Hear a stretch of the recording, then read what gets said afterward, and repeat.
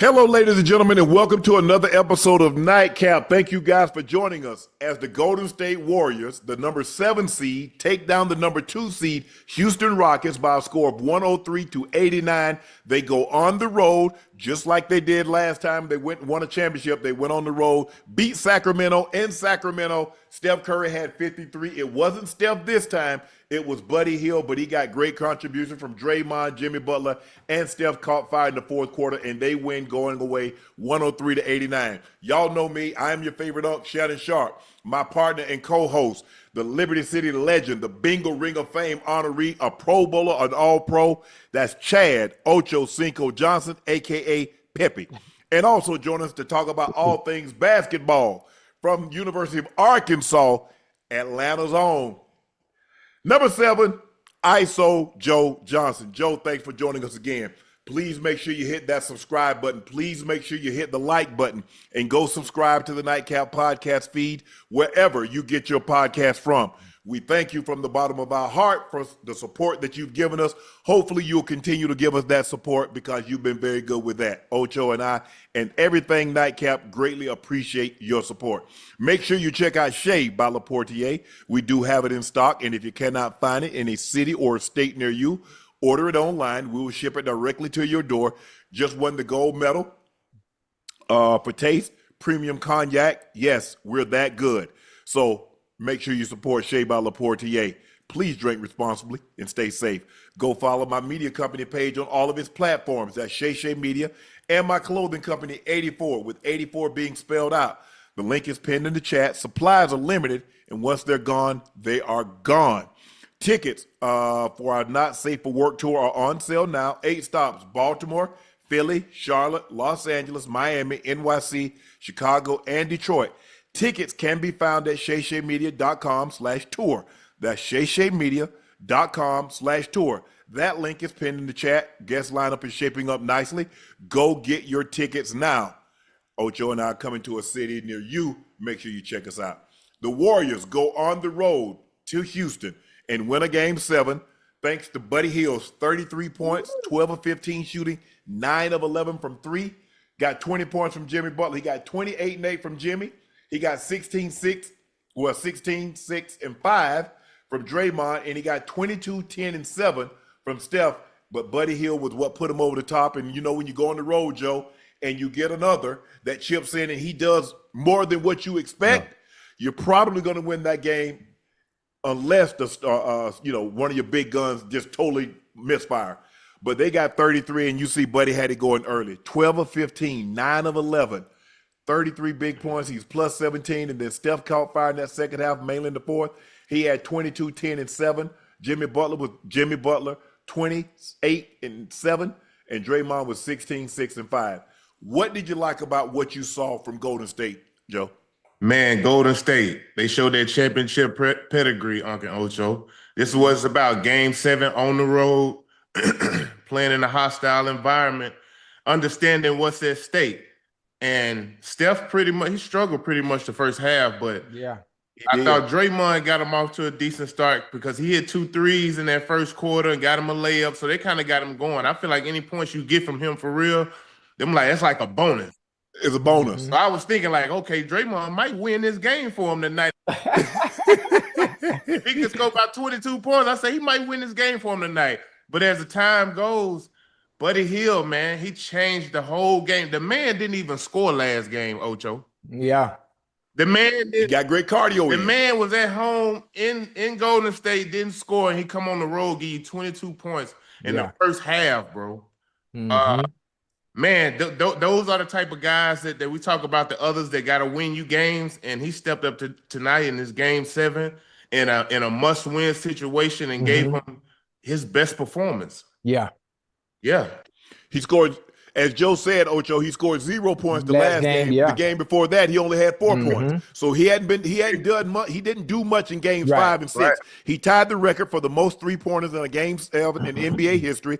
Buddy Hield, 3-point field goals in the first half. He had 6. The Rockets had 2. I thought the Rockets, I didn't like their body language early on. In a game 7, they're going to let you play. They let you play in the playoffs to begin with. They're definitely going to let you play. And you look at Şengün's body language. When they didn't throw him the ball, he's slumping his shoulders. I didn't like the body language from the jump, missing shots. And he had some very makeable shots. I mean, he's point blank range, and he was misfiring. Yeah. So that's you, bro. You can't get mad because, look, you make it seem like you got Magic Johnson on your team, and he's going to see you every time you pop open. It's not like that.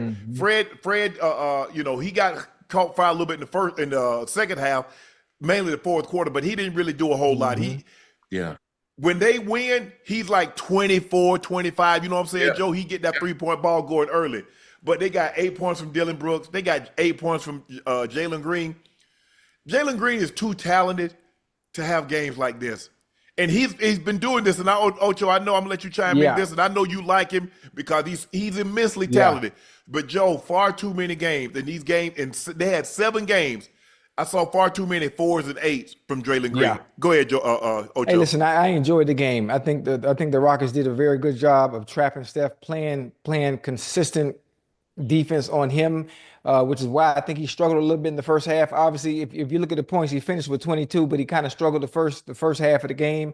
You need a game like this from Buddy Hield. I think Buddy Hield actually saved the day. Listen, the Warriors' big three, they combined for 58 points, 24 rebounds, 20 assists. And they did a little bit of everything. Draymond did what he did. We knew Jimmy Butler was going to show up. But for Steph to have a game like he did, I thought he was going to come out and go for 40 or 50 tonight. That's what I thought he was going to do based on his performance last time. But Buddy Hield saved the day, man. Like you said, he was 9 for 11 from behind the arc. He had 33. And I think he's the reason they won game 7. Obviously, the Rockets didn't help themselves with the way they played and their body language. They had a decent output and performance from most of their players, but it wasn't enough. I think a game like tonight, you would have need Jalen Green to step up and be the player that I think and other people know he can be. But such low output offensively, it's not going to win you many game 7s.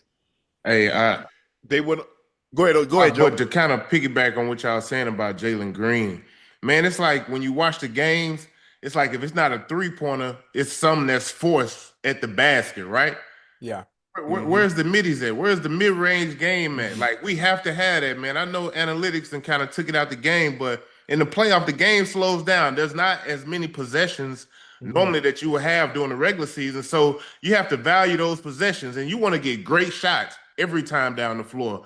So I think for me, it's just like him getting in the lab, man, and really working on his mid-post, his mid-range game to the point to where you can give him the ball and he can get you a bucket or he can raise up and shoot that midi, bro. Like you can't just live and die from the 3. Right. Then think, okay, my 3 ball ain't working. Let me force something to the cup because now you're all out of rhythm. I think you got to have a mid-range game, and it's just a lost art in today's game. Yeah. If you look at what Golden State was prepared for that trap, if you notice, they hit the mid, they swung the ball, wide open 3 to Buddy Hield. Or they come to pick and roll, and then you got Buddy Hield wide open for the 3. You got Jimmy Butler. You got this guy. So they were prepared this time. I thought they went to the big lineup a little bit too soon. Yeah. They went with Şengün and Adams a little bit too soon, and they were ready for it this time around. It didn't surprise them, and that's what happens. It's kind of like who was that? The Clippers. You remember Clippers went, they inserted Nicholas Batum, and it caught the Nuggets off guard. Where they tried to go to another switch lineup, Nuggets said, "We got something for y'all ass this time around. Run it back, run it. Oh, okay, we got something for you." I thought, think about it. They go on the road in a hostile environment, and they only turn the ball over 7 times. So they value the ball because you have to value every possession matters. Because as Joe said, you're not going to get as many as you normally. It's not going to be as up and down. So you're going to have to get a lot of your points in the half-court set. Because teams are not going to let you run out and get 50 34 transition points. It's not going to happen. I thought Golden State did a great job of swinging the ball. You look at Draymond has 5 assists. Jimmy Butler had 7 assists. Steph had 7 assists. Okay. So everybody's making an extra pass. Everybody's doing what they're supposed to do. Okay, I can live with that because they didn't get anything from the bench, and it's not like Houston got a whole lot from their bench. Golden State bench gave them 3-point. Kevon Looney had a field goal and a free throw, but Jabari Smith, Eason, and Steven Adams, they only gave you 11 points. That's not enough, especially when you get the output that you got from Buddy Hield, Steph Curry, and Jimmy. They gave you 72 points. Yeah. No, they're back 75 Yeah. points.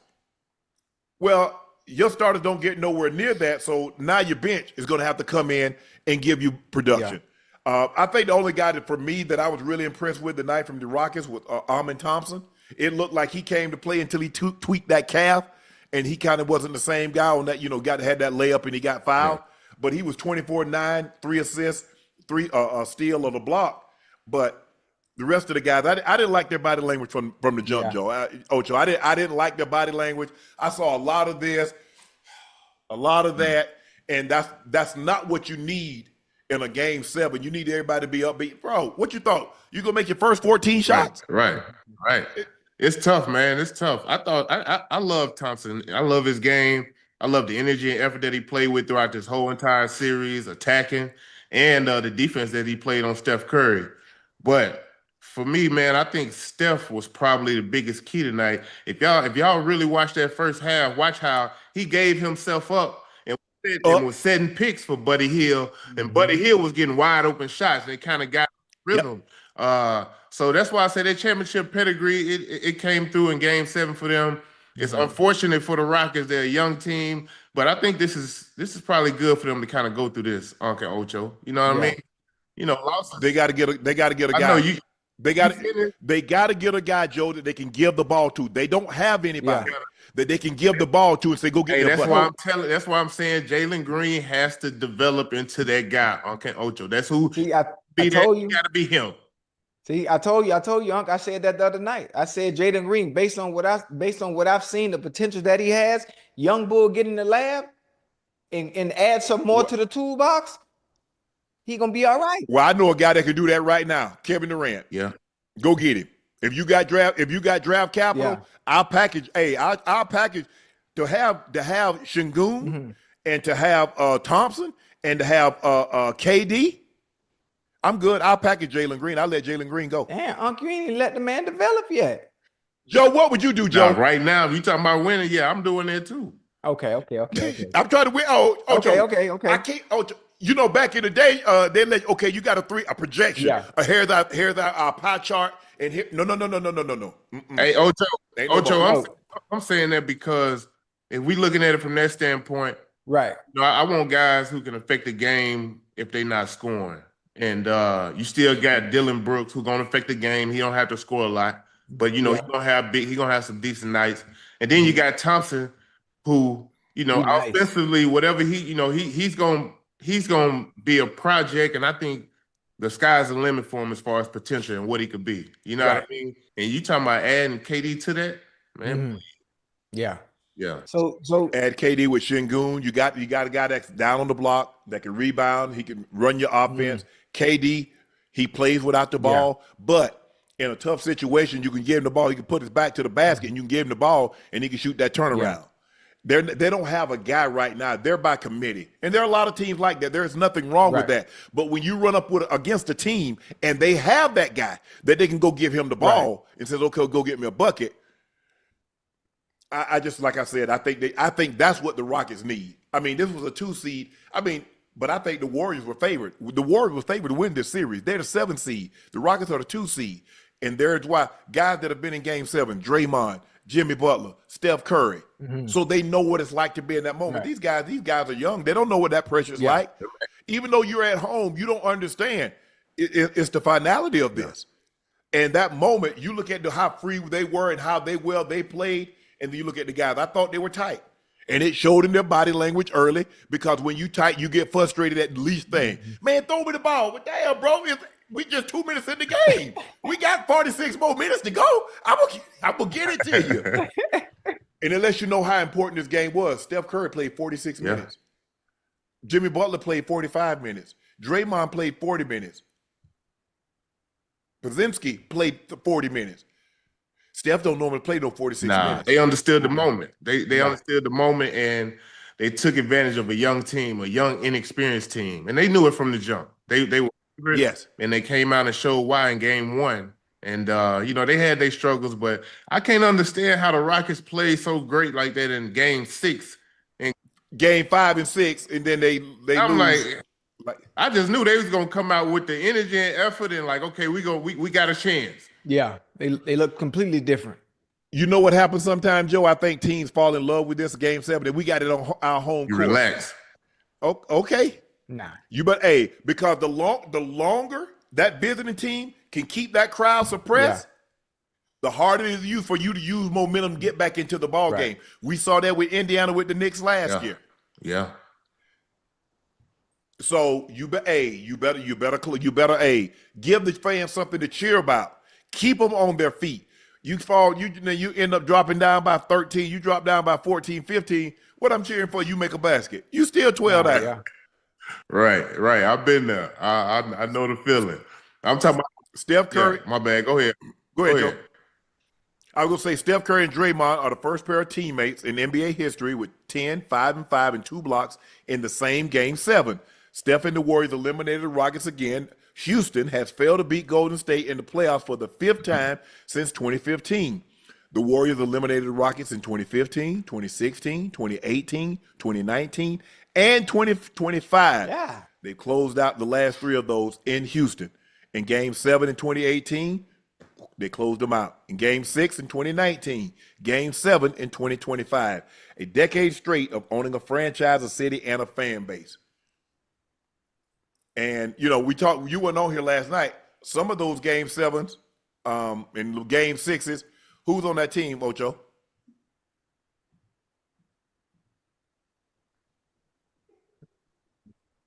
We talked about it last night. Remember how he didn't show up last night for the Clippers? Oh, you talk about the beard? Yeah, the beard, yeah. Yeah, but listen, he didn't have a good game scoring, but Young Bull was facilitating that thing like a shot, man. They need more than that, because the only guy you're gonna get points from is Kawhi that you can count on. You can't.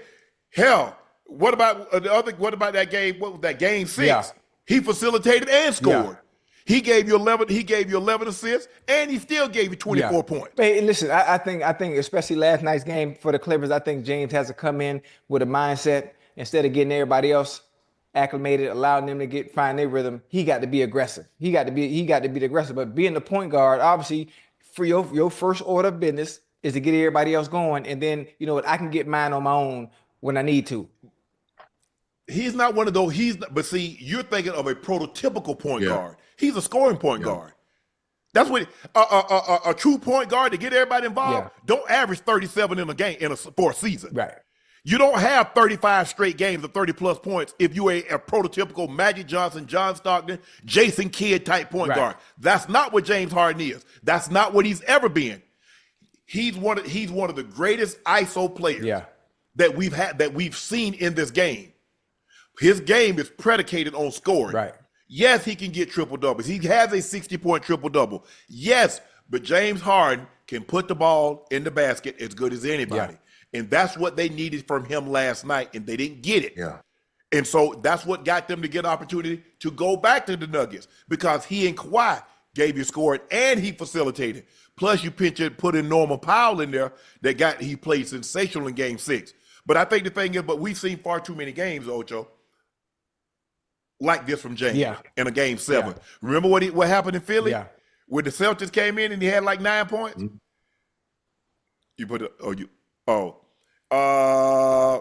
In 2023, as a member of the 76ers, Game 7 loss, he had played 41. He had 9 points, 7 assists, 6 rebounds, 5 turnovers in 41 minutes on 3 and 11.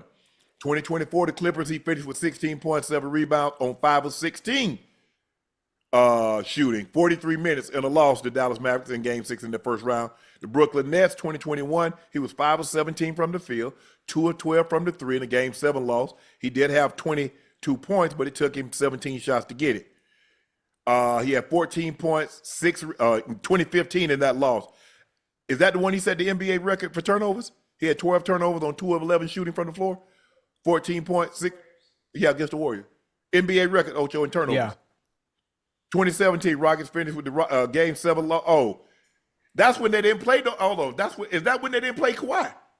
Kawhi didn't play in that game. Remember, Kawhi was hurt and he didn't play, and they got beat by like 30. Harden had 10 points, 7 assists, 6 turnovers on 2 of 11 shooting. And that's the thing. No denying, he's an MVP. Yeah. He's a 75 of the 75 greatest players to ever play in the NBA.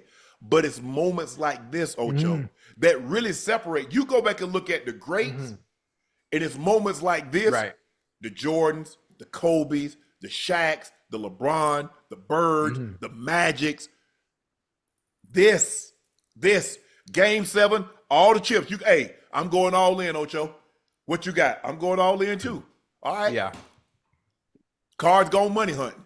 Hey, he seemed, it seemed to me that he got worn down. Even with you running them numbers down, it's like in a series, the opposing team, their job is obviously to oppose their will. And if your best player or one of your best players, you want to try to wear him down throughout the series. Are you gonna really stop him? Not really. You just trying to hope to contain him. And it seems like James, when he gets to those late Game 7s, grueling series, like even the other night, he looked out of gas. He looked like he didn't have that pop. He didn't have that burst. Because I was thinking, man, the Clippers need James to come through with about 25, 30 points tonight for them to win. Right. It seemed like he never had the energy to really put a stamp on the game like we know he can. You know what I mean? Yeah, I don't think he was aggressive enough either. Because, when James Harden is at his absolute best, James Harden is getting into the rim. Yeah. He's getting to the rim and he's getting fouls. Yeah. He didn't get there nearly enough. He didn't look like he had that pop. It's like, they take him out the game when he run pick and roll. So it's like he'll give it up and he just be chilling, and then he try to get back in, but it's like he can never get involved or get himself engaged enough to really put his stamp on the game of the night. I was watching, I seen him multiple times just trying, but it just seemed like it wasn't there.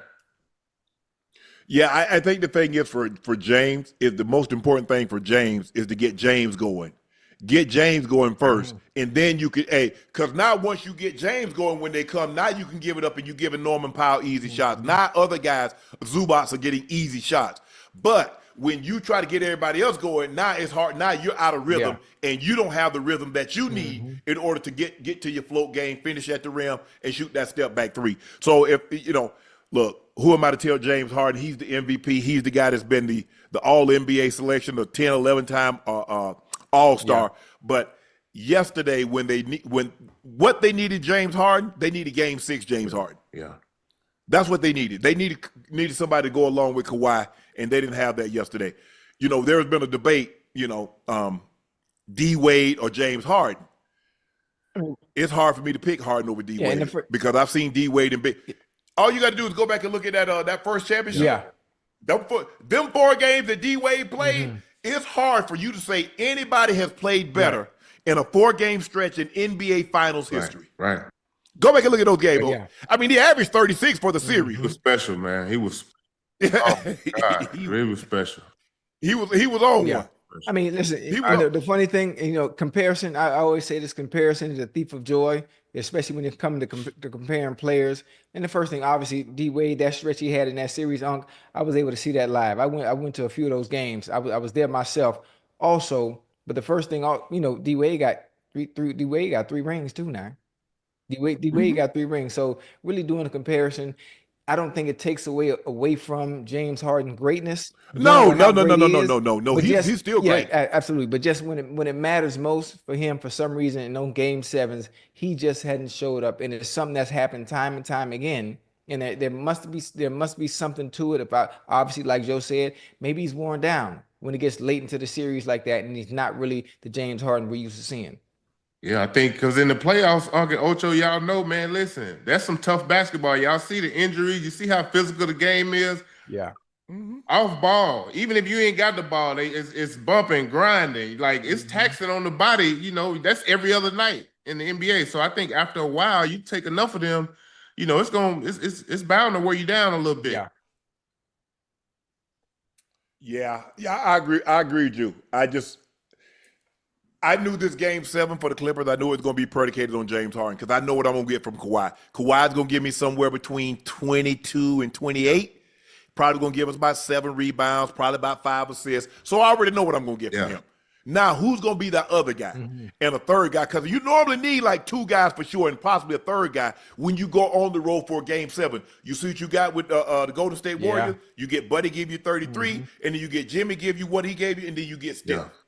That's how you have to do it. So I was counting on Kawhi and James, and then okay, where you gonna get other points from?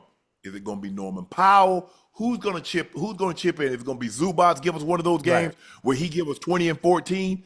Who's gonna be the third option?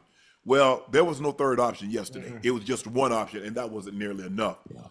The Indiana Pacers go on the road, and they beat the number 1 seed, 121-112. And again, it's by committee, because you know why? They had 6 guys in double figures. Pascal Siakam, 17 points. Aaron Nesmith, 17 points. Miles Turner, 13 and 11. Nembhard, 23. Haliburton, 22 and 13. And Mathurin, 11. That's how Indiana. See, Indiana, look, make a miss. Indiana trying to push tempo. Yeah. I don't care if they say we'll take it out of the net and run, or you would get it off the glass and run. But we trying to run. Yeah. Right. Straight track meet. It don't matter. It's going to be high pace. And Cleveland, man, this is a tough matchup for Cleveland. Uncle Ocho, Garland, their all-star guard is not playing in the lineup. I know Donavan had 33 tonight, but he took 30 shots to get inefficient. That's not good enough. And 1 from 11 from 3. It's going to be hard for them to win. But I thought they scored enough. I just don't. They can't stop Indiana.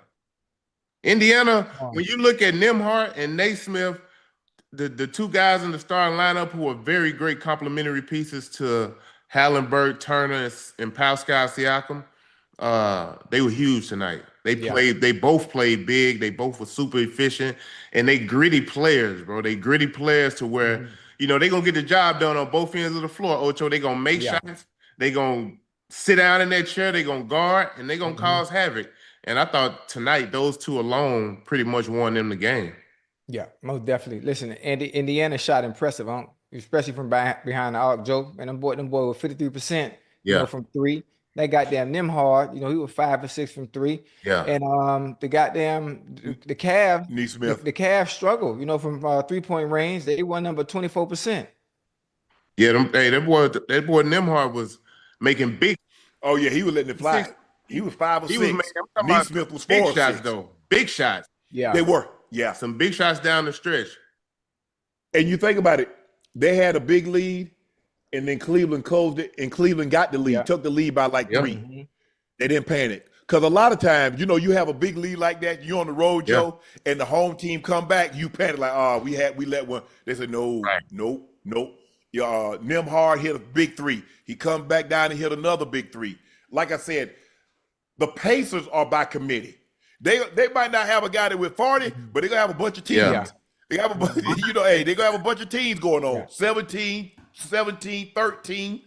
That's how they beat you. They're gonna push pace. Haliburton's looking to get the ball ahead quick because they give it to him, and next thing you know, he's got the ball ahead to Siakam, and he laid it up. Or Obi Toppin, because they got guys that can run the floor. How long? Pascal's gonna run the floor. Nesmith is gonna run the floor. Turner, who's a big, will run the floor. And so when you got guys that will run the floor, Haliburton is going to find you. Hey, 13. Look, 13 assists with 1 turnover. How long you think Garland out? Hell, he been out for a minute. There's no chance of him coming back. I still think I don't know. I don't know if they can win this series without Garland. Because they have to get that. Where else are you going to get the score? Where are you going to get the score exactly what I was from? going to say. Now, Mobley, I thought Mobley played well. Yeah, Mobley was balling, especially on defense. But I need more than 13 shots. See, I need 5 of those shots that Mitchell took. I need those to go to Evan Mobley. I mean, 13. You got 33. I mean, you look at the stat line and say, oh, man, he did have 33. Right. It took him 30 shots. Yeah. With 30 shots, boy, you need to have 42, 45. Yeah, they got the Jerome kid coming off the bench. He got up 20 shots off the bench. He didn't have. That's weird. But in his defense, without Garland out there, they need somebody else to apply pressure. He's had some big games throughout the season. Evan Mobley. Yeah, he gotta be more assertive. He gotta assert himself a little more. But I'm gonna tell you, Indiana with Mathurin. Yeah, but TJ McCollum coming off the bench, I like both of them. Yep. The energy that they bring when they come into the game. So I do think this is going to be a tough series for Cleveland. I'm saying Indiana, they got a great chance of winning this. Hold on, before Man, wait. Jerome got up 20 shots in 29 minutes. Hey, hold on. Hold on. Hey, I hear everybody tone is changing because when I what? asked y'all before about this series, both of y'all picked the Cavs to win it. I thought Garland was gonna be playing Ocho. Okay. Yeah. I ain't know Garland was out. I ain't know all that. So, who you got? I mean, based on what you saw tonight from the Pacers, you still got the I Cavs? don't know if they can win it, Ocho, without Garland. Okay. You're gonna be down one All-Star and beat a team like Yeah. this I'm just making sure. Now, listen, because they're not dependent on any one Right. guy. So you don't know who's gonna be your leading scorer from night to Right. night. So who do I key on? Do I get Haliburton? Do I get Nembhard? Do I get Turner? Turner could easily have 23, 25 points. Neesmith, Siakam. So it's so hard. Yeah, we want a guy that can close, but in a series like this, one team is down their all-star, and we seem to be clicking on all cylinders as we started.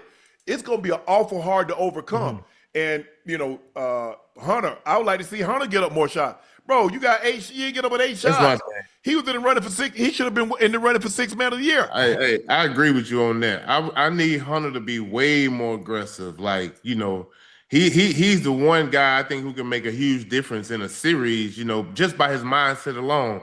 He got to turn it on a little bit, especially if Garland ain't gonna be around.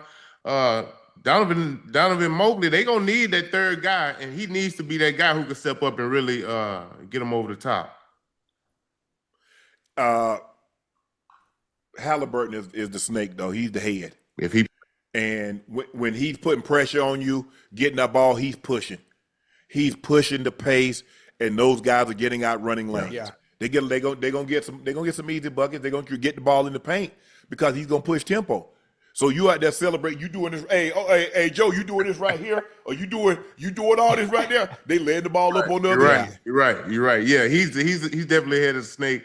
If he's playing well, they always got a great chance of winning. You know what I mean? Like, I don't like if the numbers. Sometimes he get 2 passes. Sometimes he like, nah, bro. Yeah, I need you in scoreboard. I think he's kind of learned that over the years playing in these playoffs too, Unc. I think he understands, like, he has to assert himself more by getting in the paint, creating havoc, shooting his floater, diming his bigs, but he has to score in order for them to be effective. Now, I ain't saying he got to score big numbers like 30, 35, but no. He's playing efficient like this. Yeah. Yes. He's always going to manage the game and keep him in a great place because he's not a high turnover guy. He's going to always take care of the rock. And in the playoffs, that's what you need. You want a guy who's really going to value the rock, especially in these, these trying, tough situations, especially coming down the stretch. Yeah. Hey, Keep your eye on your luggage. Yes, sir. In order for the Cavs, I'm saying if Garland doesn't play, obviously Mitchell has to do everything he can. Everything has to start with him. Mobley has to contribute, and the third guy, whoever's going to be, he just got to go. Whoever needs to talk to him, they got to give him the green light to let him shoot. Let him shoot at will so you can get some points. The Cavs are going to have to adjust their perimeter defense to counter the Pacers 3-point shooting, and you got to get back in transition. Because when you watch the Pacers play, Unc, I've been watching the Pacers all season long. It's like a 4x1 team. It's like 4x1, but they down and back, down and back, down and back. Yeah. But see, the thing is, Ocho, you playing with 2 bigs though. When you play now the bigs, they're gonna give you second chance opportunities. Yeah. They can protect the paint. Evan Mobley was Defensive Player of the Year. Jared Allen can protect the paint. But the thing is, when you miss it, you push. Now them big guys, they tailing on the back. And now you got nobody to protect the front end of the rim on the transition. Yeah. They need more from Strus and Merrill. If Merrill, you got 7 and 6 points. That ain't nearly enough. That's not nearly enough. No. I get Ty Jerome, I get him 6 man, but 20 shots, and Mobley only got 13. Nah. No, we got to get Hunter. We got to get Hunter on the ball, bro. Yeah, Hunter need to be 13.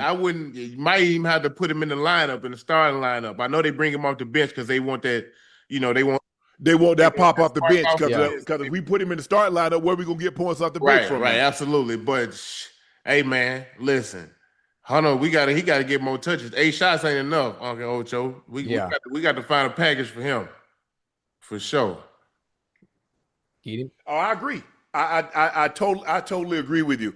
A soundbite from Hallie after the game today is going viral.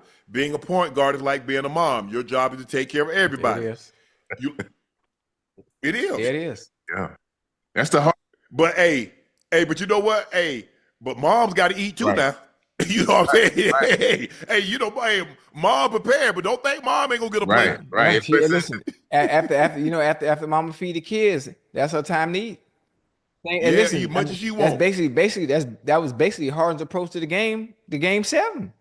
Yeah. I'm gonna feed everybody else, and at some point, I'm gonna see if I can get myself in rhythm. Right. Yeah. To what today in today's game, if you at the point guard position, you got to be able to score that thing, distribute it. You got to. Like You got there's to. no room for you. Like if you can't score the ball and make plays, it's gonna be hard. Because you're a liability out there because they're going to slump off There you. we go. You can't let them play 4 on 5. Nah. That's really why it's so hard for Ben Simmons to ever get back. Because everybody knows that he can't do anything but assist and play defense, but it's not nearly enough to offset what the lack he gives you on the offensive end. So that's why you can only play him 7-8 minutes a game, Ocho, because on the offensive end, he ain't giving you nothing. He ain't even looking at the basket. Nah, he's not looking at the basket, but I can remove the basket. I can take the basket. I can take the basket down and put him down there. He'll never know it. I think he better suited at like the 4th position, maybe even the 5 position nowadays, because the guys are so small and his rebounding ability and pushing the rock and making plays with guys scattered around him who can shoot and score is best suited for him. But yeah, man, I think he lost some confidence, bro. Back. Oh yeah, listen. Because when I watched the game, I'm talking about still. You know, he's had times where he's had point blank layups and he won't even shoot. I'm like, and see, you said something, Joe. You said play him at the 4 because he can get the offensive. He get the rebound. He get the offensive rebound instead of putting it back up. He looking to pass back out to somebody. No, you shoot it. Hey, they got to be there. There's a way to instill that confidence back in young bull. It is. He got to get himself around the right people. It's hard, Ocho. I mean, he got to be right. He got to be around the right people. When you told me, I'm thinking Ben Simmons 6'4", 6'5". You remember how surprised I was when you told me how tall he was? Yeah, he's 6'11". Man, you supposed to be out there, man, dummying these dudes, man. 6'11". Sometimes, Ocho, it gets between your ears. David Duval had this happen to him. He developed the yips and he had to leave the tour. Rick Ankiel, he was a pitcher, but he got to where he couldn't throw it across the plate and they had to move him to the outfield. Chuck Knobloch was a second baseman. He got to where he couldn't throw it to first base. He had to leave. Oh, man. I mean, sometimes, who was that? There was another golfer that had that problem. And when it goes, it's gone, Ocho. Because what once it get in here, I don't care all the physical traits you want. If you ain't got it here, you can't play. Hey, think about this, right? Hey, Joe, think about this. Think about the mentality and approach to the game. And I'm not going to use Kobe and Jordan. I'm going to use players in today's game. Think if Ben Simmons had Anthony Edwards' mentality.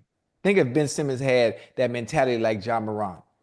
Just the he be the face. If Ben Simmons had Anthony Edwards' mentality, just think about it. Not personality. I'm just saying his NBA. mentality when it comes to playing the game of basketball in general. No yippies. He'd be the face of the NBA because he gonna shoot it. There's not a shot that Ant don't think he can make. Right. But the problem with Ben, and I've said this, it's hard for me to see a scenario, Joe, where he's put time in the lab. Because I watch a guy like Austin Reeves, and I watch a guy go undrafted and average 5 points, to now he's averaging 20 points in 4 years. I watch a guy, and Ben Simmons has been Rookie of the Year and hasn't got any better. So that tells something is not It's hard, Ocho, for you to do something for a period of time and not get incrementally better. I'm not going to say that all of a sudden you like start out like this and then all of a sudden you're an all-star or you're an all-NBA player or you're an MVP. But I got to see some improvement. Tell me the improvement that you saw from Ben. If you go back and look, his numbers have come down. He came down from his rookie year to when he won a Rookie of the Year to the other years. So something is amiss. And I don't know what it is, but I'm telling you, I can teach you to do anything if you're not afraid of doing said thing. You see, I can teach you how to swim if you're not afraid of the water. See, Joe, if you're afraid of the water, I can never teach you how to swim because you're going to fight it. Right. See, Ben Simmons, it's not that he can't shoot. He's afraid to shoot. So now how do I instill, bro, it's okay. Because the first time he airballs and they're on the road, what they going to do, Ocho? What they going to do, Joe? Airball. Yeah. Nah, he done. He goes to the free throw line. If I foul him, he goes to the free throw line. He airballs one. What he go do? He go airball. Now he done. Yeah. You so see, he's afraid. Ocho. Some people afraid of handling rejection. Some people have. Okay, you boo. So what? Watch this one. Yeah. He can't do that. That's all mentality right there too. Not really caring about your surroundings, being able to play in chaotic atmospheres. Like I enjoy that. Joe, I'm not sure how you feel about being in chaotic atmospheres. I preferred I'm just saying, when I played football, I prefer being away. Yeah. I like going to the black hole, I like going to the Steelers. I like going to the Ravens. I like the fans talking and chirping and talking trash and calling me Ochocinco. I like that. Yeah. For some reason, that give me like, yeah, I like, so just the thought of you even explaining how Ben Simmons is reacting because of what? I'm playing into that. Yeah. I need you talking that trash. Joe, you remember that game they lost the game 7? They lost to Atlanta, and they had the trash can going downstream. Yeah. They had the trash can on fire, and they had a picture of Ben Simmons. Ben Simmons' face was in it. And you know what? I said, go ahead, Joe. Because I've been in the lab with Ben, working out with him. I worked out with him before, and it's a mental block, man. That man, he can shoot the mid range, he can shoot the three, but I watch him in open runs when they have them runs and they be showing it. Yeah. Ocho, he coming down, he shooting threes, he coming down, he pull up with the midi. Yeah. He doing all of that. I seen it. So that's why it's hard for us as fans when we watch him play. Yeah. We see this in the summer. We see you working on. We see you doing that, and it's just rhythm and timing. And then when the NBA starts, it's like, hold on, man, who is this dude? Yeah. You know what I mean? Like he was. Do you know how bad I wanted him to be able to help the Clippers? Like I felt he could have got the Clippers over the top if he just would be aggressive. You know what I mean? Drive to the hole. But it's like he don't want to get fouled. He don't want to score for some reason. And I think he got the package, Uncle Ocho. I think he can do it. Yeah. I think it is a mental block, whether he said it or not. But that's kind of what it seems like as from a fan perspective when we watch it. We've all been in class with the kid that knows the answer, but sometimes he has a little speech impediment, or he has, he might fumble getting it out, and he know the kid's gonna laugh at it, so he just sit there and won't say anything. Right. We seen it. That's being, bro. You the number 1 overall pick, the number 1 overall pick in the entire NBA draft. Yeah. Kareem was number 1. Magic was number 1. LeBron was number 1. We know some of the greats that Ben's Shaq was number 1 overall. Tim Duncan, David Robinson, Elijah Wan. Gotta be a special talent. He's a special talent. So clearly you got the ability. Yeah, absolutely. But it doesn't matter. Yeah, let him. It's all right. Hey, let him come on. Let him come hang out. Let him come hang down here with me for off season. It's hard, Ocho. You probably should have got him his first or second year. At 10, 11 years in, ain't nothing going on now, Ocho. It's been 10 years already? Yeah. God damn. What you think? Man, it's time is the only constant. It's moving. It moves whether you do or not. Hello. It's not waiting on anyone. Right. So I don't know. In a loss today, Spida made some history. The most consecutive game ones with 30 or more points. Donovan Mitchell, 8, 2020 to 2025. Michael Jordan had 7, 97 through 98. He also had 7 between 91 and 93. Michael Jordan had 6 from 89 to 90. Kobe had 6. Wilt had 6. Alex English had 5. I mean, Spida can put the ball in the basket now. I mean, he can score that. Anything. And once he get cooking, man, because he can shoot the 3, he can get to the rim. He got a midi.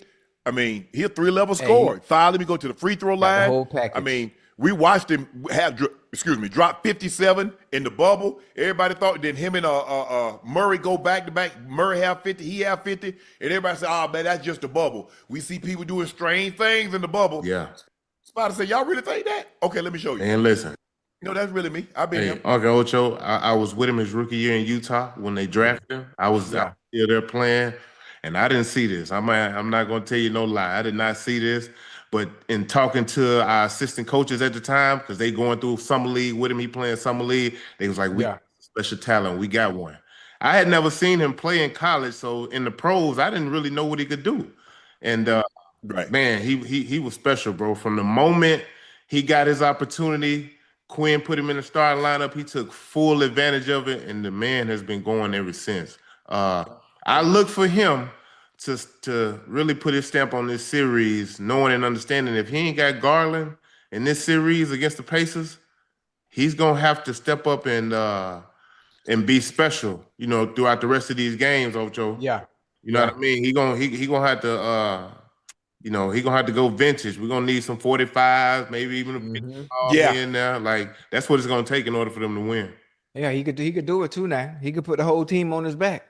Yeah. He Yeah. could put the whole team on his back. I done seen him do it a few times. Yeah. I think he got more scores now than what he had than when he was in Oh, Utah. yeah. Now, look, Gobert was the guy that just rebound the ball. Hey, rebound the ball and hand it to Donovan. Yeah. I mean, that's kind of what Jared Allen. Jared Allen is basically that. You're not running play for Jared Allen. He'll lob threat. He'll get it back. He'll get an offensive rebound and stuff it back. But I'm not running no set for him. Right. Just like you didn't run sets for Rudy Gobert. So I think for me, if Evan Mobley and Hunter are a little bit more aggressive and get more, I mean, Hunter 8 shots. Mobley and Hunter had one fewer shot than Ty Jerome. Yeah. We can't have that, man. We gotta get Hunter to rock, man. Yes, you got to. So what do you think? Donovan Mitchell. I mean, that's pretty impressive because Michael Jordan's on here 3 times. Kobe's on here. Will. I mean, we don't even say nothing about Will because Will got records ain't gonna ever be broken. Right. Will got like 530 point games. So he got records ain't gonna ever be broken. Donovan don't get a lot of credit neither, man. He's been Mr. Consistent throughout his whole career. You know what I mean? Especially in the playoffs. He's ranked number 9 in playoff points history. Like, per game, man, come on, that man. Hey, he like I say, we're gonna need him to step up and put up some big numbers throughout this series if they looking forward to advancing. Because what is it? What is the injury that Garland have? I don't even know the injury. It's his toe, isn't it? See, when it's them lower extremities, they gonna linger, Ocho. I had turf toe before. I know what that's like. Yeah. Hey, you know about my remedy, huh? For any lower extremities, I got the remedy for him. Listen, Garland, if you see this, I got something. You don't want to hear about it, Joe. Garland, I got something. I have him right. I have him back for game 2. What you got? Let me hear. Let me hear what you got. You sure? Yeah.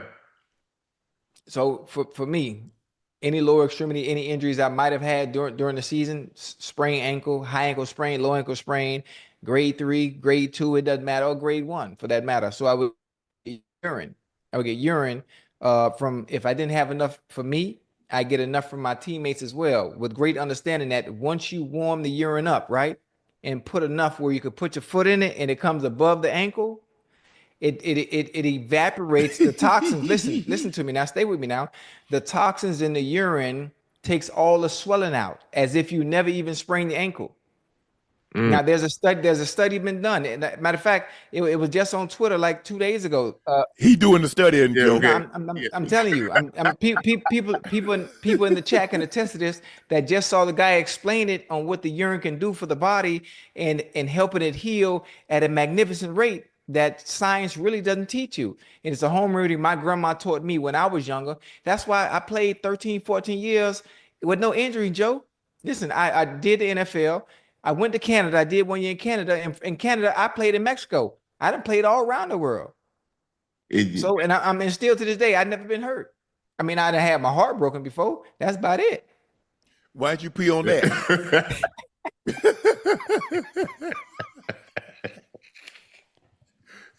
Hey, I know, Joe, most people will look at it and they'll be like, oh, nah, I ain't doing that. But it works. I'm one of them people. I ain't doing that. But it works. It worked for me, and it can work for you. I mean, so you still do it to this day to keep you going? But I don't need to do it now because I'm not really doing anything. I play soccer. I play soccer, every so often with my Jamaican team in Fort Lauderdale. But outside of that, I mean, I'm good. Hey Joe, I'm like, hey coach, I'm out this one. Nah. Might be out 2 weeks. Mm-mm. Listen, hey Joe, I could have saved Unc. I could have saved Unc. Unc had all these injuries. You remember the Yeah. board game operation? Yeah. Yeah. Yeah, that's Unc. Something was always hurt. Something was always, I could have saved him. If I was Unc teammate, shh, he would have been Man, straight. I had that high ankle sprain. Well, back then they didn't call it high ankle sprain. It was just an ankle Right, sprain. right. So hey, I just shot it up and played. Didn't realize I was doing more damage. Yeah. But coming in as a low round draft pick, Ocho, hey, I got to Oh, get you it. got to. Any me. I got to You get got it. to. If I was a first rounder, I'd have shot my ass down. Cause I know I'm gonna be there. A 7th round draft pick, nah, bro. I got to get on out there. Absolutely. Hey, I got to get it. I got to get it. So Donovan Mitchell, most consecutive game won with 30 points or more in NBA history. He now has surpassed Michael Jordan with 8. That's crazy. That's live. An interview has surfaced of Ant-Man said he wants to face the Warriors in the playoffs. Ant, I want to go get the Warriors. Wherever they're at, I want to get them. Reporter, why the Warriors? Ant, because Draymond talks so much trash, and that's pretty much the only reason. See, man, that's Hey, see what I mean? Joe, what you expected? Huh? That's what I'm talking about, man. We need more of that. Everybody likes to just play the game of basketball, but when you bring that entertainment value like that, that makes you want and hope that the Warriors and the Wolves have a series, it's because of somebody like that can talk it and they can walk it. It just makes it that much better. That's why I say I would love for him to be the face of the league. No disrespect to Jason Tatum, great player, NBA champion, NBA champion, All-Star, Olympic team. He has all these accolades, but it just doesn't add up to that aura and it factor that Ant has. Like that's man, listen. Buddy Raw, man. Hey, for the story, Uncle Ocho, this one here gonna go down in the books. See, the one team that was at home tonight cheering was the Timberwolves. They were cheering for the Warriors for a number of reasons. They play the Warriors, they get home court advantage. See, the Warriors come to them. But if the Rockets would have won, they would have had to go to Houston. You see what I'm saying? So Timberwolves got home court advantage. They know and understand, the moment and what it presents. And like I say, Ant-Man got this hit list. He finna add. He got a couple more people he finna add to this list. You finna add to it? Add to it. Do you? When they series start, Joe? It don't probably Tuesday. So look, think about this, Uncle Ocho. That series gonna start Tuesday. You just coming off a 7-game grueling series against the Rockets. Probably gonna wear you down a little bit. The Timberwolves been at home, kind of resting. They got their feet up a little bit, but they gonna be ready. They probably gonna look a step or two faster than the Warriors on game 1. Yeah. Yeah. Now watch Rudy Gobert go out there and forget how to play basketball. No. Draymond take him completely out of Oh the game. no, this finna be WrestleMania. We was just talking to Bianca. We were just talking to Bianca about a week or two ago. Yeah. Oh man, this finna be WrestleMania. This must see TV. Rudy Gobert and Draymond Green. Oh yeah, y'all already know how this thing gonna go down. Yeah. In a span of 12 months, the Wolves have sent home Kevin Durant, Nikola Jokic, Luka Doncic, and LeBron James. Ant-Man is looking to add Steph Curry to his list. Let me ask you a question. How many games? Who wins and in how many games? Ocho, I'm going to start with you. Who wins and how many games? Oh, man, this is a good one. Listen, with Anthony Edwards playing the way he's playing, Rudy Gobert, if he can have another game, maybe not 27 again, but he contribute on both ends of the court, giving them second chance points, rebounding defensively. Everyone else contributing as well. I say it's going to be another 7-game series, and I got Ant-Man. I got Ant-Man pulling it off, adding another one to the hit list. What you got, Joe? I don't got no 7-game series. I got this. I got the T-Wolves winning this in about 5 or 6 games. Damn, 5, 6? Yeah, what's wrong? Yeah. I only said the 7 because Steph and Draymond and them boys are used to playing in this type of atmosphere. So I'm saying they're gonna stretch it all the way to 7. But if you say 5 or 6, you know better than me because you played. I just be in the YMCA. Hey, this just my opinion, Ocho. I don't Yeah. know it to be true. Now, allow me the right to be wrong, all right? Right. But when I'm in my assessment, I'm thinking of okay, 7 game series. Butler didn't look like he don't look like he moving good, even though he played a decent game tonight. He played a Yeah. good game tonight. Him and Right. Steph look like they kind of hobbled and gimbled a little bit. And Mhm. going into playing against these T-Wolves, they gonna be ready, man. They hungry. They ready. They sitting and waiting. It's gonna Yeah, be tough. I think the X factor, but because my thing is, who's guarding Jrue Randall? Right. That's what I want to know. Because if you go big, you put Kevon Looney in there to deal with, because now you mess up your spacing. Because if you put Loon in there and you have Draymond bang with Jrue Randall's a load, Yeah. Yeah. man. You got to be ready to bang with him. Yeah, it's gonna be a tough one, Unc. It's gonna be some nose to nose in this series, because Yeah. Julius Randle, Well, I could definitely see Randall and Draymond getting into it. that's gonna happen. I think one of the weapons for the Warriors, man, they're gonna have to try to find a way to get Kuminga back into the fold because they're gonna need him in this series coming up, man. And it kind of showed today. They needed him early, but I think they're gonna need him throughout this series. He got youth on his side. Yeah. He's played in big moments. He knows what he's capable of doing. I think they need his productivity, especially coming up in this series. He hadn't played in a while. I know they've been throwing him out there here and there, but they got to try to find some consistent minutes for him. I like the T Wolves also because I don't know when they go to the bench, Nas Reed, who's going to deal with him? Right. Because not only can he shoot the three and stretch the floor, he can also go down and post. Yeah. So now you got to think about it. That's Moody, that's Kuminga, that's trying to deal with a true big. Yeah, and that's why I favor the T Wolves because of them big bodies that they have that they can throw at them. They big bodies can score and they can play make. So and they guards sit down and they play deep. McDaniels, Edwards, Alexander Walker, DiVincenzo's. Those are some guys. Obviously who's gonna win you games throughout a series. So I give the T Wolves the edge, man. I think it's gonna be a fun one to watch. Gary Payton the second didn't play tonight. He was dealing with an illness. He's gonna get a lot of minutes on Ant-Man. They're gonna try to wear Ant-Man down. They'll probably have Kuminga deal with him. They have Moody deal with him. They'll have Gary Payton the second deal with him. They're gonna try to throw different because I don't think anybody can stop him. You're gonna try to get the ball out of his hand wherever you can, make somebody else beat you. Lakers did that, and McDaniels had a great series. Nas Reed knocked down some big shots. Obviously, Jrue Randall gave you what he gave you, probably averaged 22 and 8 for that series. This is going to be a very, very interesting matchup. It's going to be a chance. I'm see how Finch is what he's going to do with Steph, how he's going to defend Steph. Because Buddy Hield's like, I'm going to make y'all pay. Because y'all make it seem like I can't shoot the three. Y'all know I can shoot these Well, threes. man, listen, if you don't scratch in game 6, how we expect for you to come out and give us 30 something in game 7? Come on, man. Yeah. Come on, ain't nobody expecting. I'm like, this man is No. he out of it. Hey, when he hit that shot, what was that? At the end of the half? Yeah. I said, oh, Yeah. man. I said, oh. Hey, it's good. Things good. You living right, huh? You living Yeah, I said, oh. Oh, hey, for a guy who couldn't make a shot in game 6 to hit that, like, yeah, that's a confidence builder. Hey, listen, so you know. Yeah, I don't. He because he had 23. He had 23 in the first half. He didn't give you none in the third quarter. I don't think he scored any in the third. Did he score in the third quarter? I think he got his 11 in the fourth. Yeah. He said he done his job. He said, I got y'all this lead. I spotted y'all. So okay, Steph and Jimmy, y'all carries home.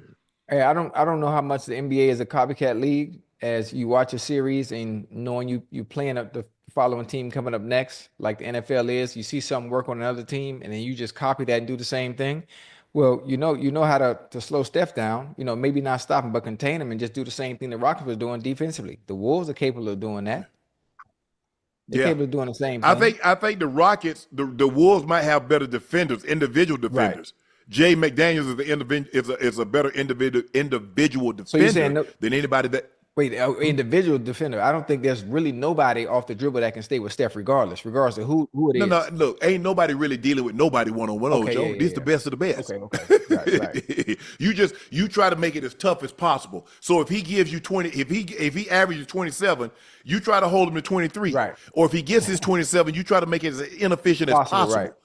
But you go out there and say, oh yeah, oh, you average 27, you ain't getting with 12 today. Right. Go, okay, good luck with that. Yeah, nah. But I think T Wolves got the defenders to wear him down throughout a series. Those Right. long rangy guys, Yeah. who gonna be pesty, pick him up full Right. court. Just don't give him nothing easy. Man, when I be watching the game, they take Steph out the game. They be playing 4-on-4 out there. That man be standing half court. His man don't even be looking at the ball. But I got the T Wolves, and may the young fella legacy continue. I think I think he's gonna be special. I think he's gonna be special in this series. I do too. And Ant is a big game performer. I think the best thing that happened to Ant was going to the Olympics and being around KD, being around LeBron, being around Steph Curry. Like, okay, Mm-hmm. I'm where I what belong. I gotta do. Yep. Amongst the greats. Yes. And so how they approach it, how they get themselves prepared, how they go about their business. Now look, he's not gonna. That's not what he is. He's not gonna be as buttoned up as LeBron and Steph. No. But you just got to accept it for who he is. That's who he is. Yeah. And you heard what you just said? Yes. He doesn't have to be as button up. And he refused to be that. He's authentic to himself, which is why he's so relatable to everyone else, why everybody's going to be a fan. And then, you have some people that bring up stuff that has nothing to do with on the field, on the court, Anthony Edwards. But man, I love and appreciate anybody that remains true to themselves and who they are without conforming to how they think you should be as an NBA player. Yeah.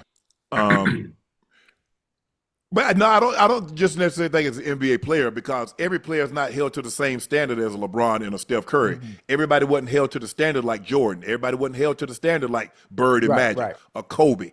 There's difference. But when they say, okay, when they talk about the NBA and they have these pictures up there, your face is front and center. When the NBA marketing campaign, they want you front and center. Right. It's different now. You got to realize these guys, like those old guys, they got married. Now these guys, Ocho, they playing video games. Jordan ain't playing no video games. Magic and Bird, and the old guy wasn't playing no damn video games, man. These guys now, they playing COD and they playing Fortnite against somebody on a whole different team. Hey man, what's your name? What's your tag? All right, come on, check this out. It's a different time now, and I think we have to change our way of thinking of what the face of the NBA is, because the old faces, those guys aren't like that anymore. No. Hey, look, whether he likes it or not, when you chosen, bro. Nothing you can do. Ain't nothing you can do about it. And the route that he's taken, whether he likes it or not, he complete this mission right here. Mm-hmm. It's gonna happen whether he likes it or not. And that just comes with the game. It's part of it, man. You know what I mean? Yeah. Look, when you chosen, Joe, you can't run from that. You remember Jonah? God told him, say that you go. Nah, he's like, nah, let somebody else. And so what he gonna do? He gonna get the boat and go. That way I said, come here. Now when he spit his ass back up on the shore, what he do? He went and did what Jesus asked him to do, didn't he, Ocho? You see, when you chosen, when that's your calling, you can't run from it. Hey, listen, you might not answer the phone. It's your call. You might not answer the phone. Don't worry about it. He'll take care of the rest. Yeah. So you can't run from that. I understand, because he's like, man, look, I want to go. I want to be free. I want to do what I want to do without y'all looking over my shoulder and cameras everywhere I go, because I might come out this little hole in the wall and, face of the NBA ain't supposed to be in the hole in the wall. You know what I'm saying? Right. Joe, you know what I'm saying, Joe? Hey, I understand, but when the universe pick you, baby, they pick you. Yeah. You got to tread like Is Ant-Man the best big game player in the NBA currently? Best big game player in the game currently. Man, we've had some guys play some big games. I think I probably give him the nod I think because he just accepts it, man. Mhm. He's a little different than some of the other superstars that we have in the league, and I think that's why people gravitate to the rawness of who he is and how he speaks his mind and how he carries himself and how he talks trash throughout the games. And oh yeah, To anybody. I'm looking to play the Warriors. It don't matter who you are. Hold on, y'all seen what Obama say? He said, "Look at this guy right here. He can play a little bit, huh?" He said, "You better stand down. I'm the truth." Yeah, what you talking about? Stop playing with me. So we love that. We gravitate toward it, and we all want to see him do good, man. Because he has the talent, and night in and night out, bro, he gives us something spectacular. You know what I mean? Because not only can he make the three, he can play above the rim. Mhm. He put your ass on the poster now. You go up there if you want to. Hey, I'm telling you, you're gonna be on his card. You're gonna be on his card. I think the underrated thing, I think his underrated attribute is his defense, Uncle Ocho. Mhm.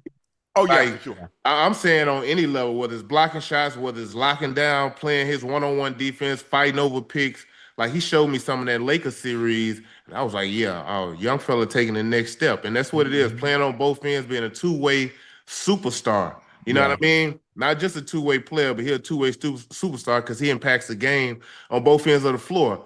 Just like in that last closeout game against the Lakers, he didn't play great offensively, but defensively, he was disruptive. He made plays offensively, and he did enough for them to win. Like it didn't take for him to, wow you on the stat sheet. So Yeah, I think that's the best part when you can tell about a player when you can find other ways to impact the game, you go. even when you're not doing what you're known for, which is scoring. Can I impact the game, Ocho? If I don't have 10 catches, how's my blocking? How's my decoy? Am I getting out of there to make everybody think I'm about to? Right. I'm about to get this rock when I know I'm just clearing for somebody else to run the shallow or to run that deep over, but I didn't make sure I get that safety up out of there and pull that linebacker. Is that really?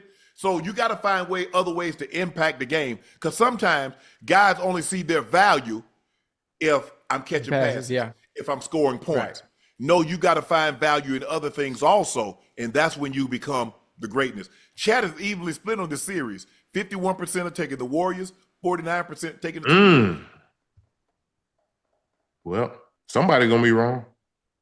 Yeah, either the 51 or the 49. After the win last night, Russ described the Russell Westbrook experience, a force of nature on the floor. It may be a turnover, it may be a missed shot, it may be a steal, maybe a dunk, maybe a missed three, maybe a made three. It's going to be all of that. I call it the Russell Westbrook roller coaster. And that's what he just laid it out for you. Yeah. I say, hey, he might shoot an air ball, he might turn it over. You're like, no, Russ, don't shoot that. Come on, Russ. And then when you least expect it, he'll go 4 or 5 from the three. Yeah. He'll get 2 steals. He'll make some big go back and look at the series. Yeah.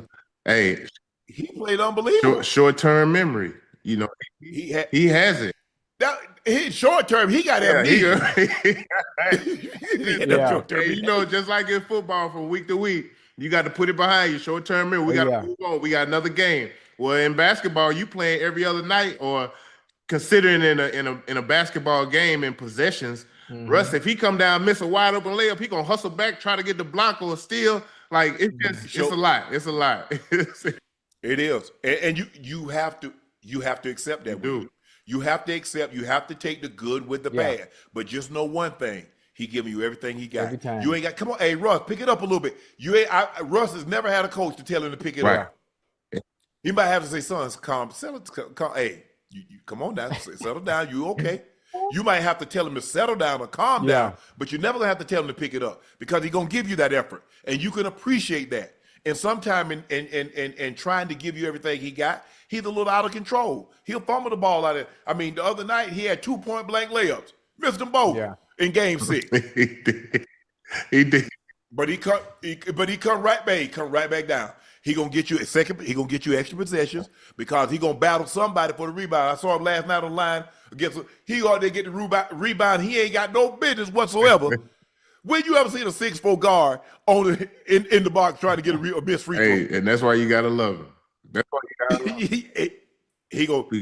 Is Russ the X factor? The Nuggets against the Thunder. Is he the X factor? Maybe. If he play well, obviously they always got a great chance of winning. Mm-hmm. But I think this Thunder team is it's their time, it's their moment. They've been sitting around waiting. I know we can go off rust or whatever the case may be, but I think this is a young team who's prepared and understands the moment, and they're gonna come out ready. Yeah, it's definitely gonna be interesting to see. Obviously, you need Yoke and Murray to do what they do. I think probably Gordon has been really consistent over the last 3 to 4 games. He's been really consistent in that last series against the Clippers. He needs to play really well. A big body guy that can defend now, but his offense is playing well. He's knocking down the three. He crashes the glass. If I had to say an X factor, I think they need Michael Porter Jr. Yeah. Because sometimes he drifts. Right. Yeah, if he can get. But when he's in, go ahead. I agree. If he can get him some consistent productivity in this series to where they're able to compete, they always gonna have a great chance. Like I think we all know what Jokic's gonna do. He's gonna make them dudes around him better, and if he have to score 40 or 50, we know he'll do that as well. But I like how the series went throughout the regular season, how they played, and how OKC competes against them. So I just don't think they got nobody who could deal with Shea on the perimeter. If I'm just being honest, you know what I mean? Like I think he's gonna be able to pretty much have his way now. Yeah, you probably could put Gordon on him sometime, but even him, I just don't think they're gonna have nobody who can stop him. No, I think Brown will start because he seems to be their best defender. But that's what happened when you let KCP go and you let what's the other guy named? They ended up letting him go, who was a great defender. Bruce Brown, yeah. They let him go. And so now it's really left up to Christian Braun because he's really the only defender. Yeah. Like the Gordon, but I don't think they're gonna put Gordon on the point. They normally put Gordon on the big guy if it's LeBron or if it's a KD. Guys like the Jason Tatum. I'm saying, I'm saying if he get it going though, Unc. I'm saying if he get it going to one of them games, you can't stop him. You're gonna have to. You try to put that light you out. You got to put some size on him. You know what I mean? Because them guys, ain't no little dude. I do. 6'6". No, he's 6'7". Yeah, he gonna get to his spots and raise up, and them little dudes ain't gonna be able to do nothing with that. Right. I just got to make it tough. I got to keep. Hey, Joe, I got to keep him from the rim, and I got to keep him off the free throw line. If he's making threes and pull-ups, I can't take every damn thing away. You gotta live with that. But he's the one dude who has mid-range game down to the T. And if he can't get his three off and get to the basket, he gonna always be able to get to his midi. So this is what I'm talking about. That's the step that I was talking about that I want, Jalen Green to make, and just being able to get to that mid-range because he's so athletic, bro. He can get up. Once he go into his shot, you can't block that. Right. You got to put that time in the lab, though. Ocho, who you like in this series, Ocho? Yo, I'm going with the young Bulls. I'm going with the young Bulls. Even though, like when you asked a question about the X factor, I think the X factor would be Russ. Obviously, with Russ coming off the bench, we know what Joker gonna do. If they have a chance to win this series, if the Nuggets do have a chance, I think Russ would have to be the difference maker. He'd have to be the difference maker. Obviously, Porter has to do what he needs to do. Murray is going to be Murray, and you know what Joker could do. I really think Russell Westbrook has to be that X factor in order for them to even have a chance to win this series. But I'm going with OKC. That make OKC so tough is that they got guys coming off the bench that sit in the chair. They're mainly there to sit in the chair, but they can knock down threes. You look at Caruso, you look at Isaiah Joe, you look at Wiggins. They got guys, Wallace. Man. They really Wallace, yes. Yeah. And you still got Lou Dort, you got Jalen Williams. So they got 6 guys that are 3-and-D guys. There ain't very many teams that have that many guys that are 3-and-D guys. And they got 2 guys. Sound like you going with Denver. Sound like you going with OKC too. It's hard to go against Joke, ain't it? It is, man. It's hard. Because you can see him. It's hard. Because in some sense, you can kind of see him going in there showing out. You can kind of see him. Because it's MVP. Yeah. It's the two lead candidates for the MVP. Right. He said, let me show you. Hey, let me show y'all why I should win it. 45, 19, and 13. Yeah, hey, listen, and we wouldn't be surprised if we see those stat numbers, but yeah, I No. totally understand that they're definitely capable of winning the series. I just seen some holes in their defense or in their. Oh, yeah. They definitely have some lapses. Absolutely. Yeah. The Nuggets are feeling vindicated after a late season firing of the GM and coach. If we don't make the change, there's no way we're even in a Game 7, a Nugget executive told Ramona Shelburne.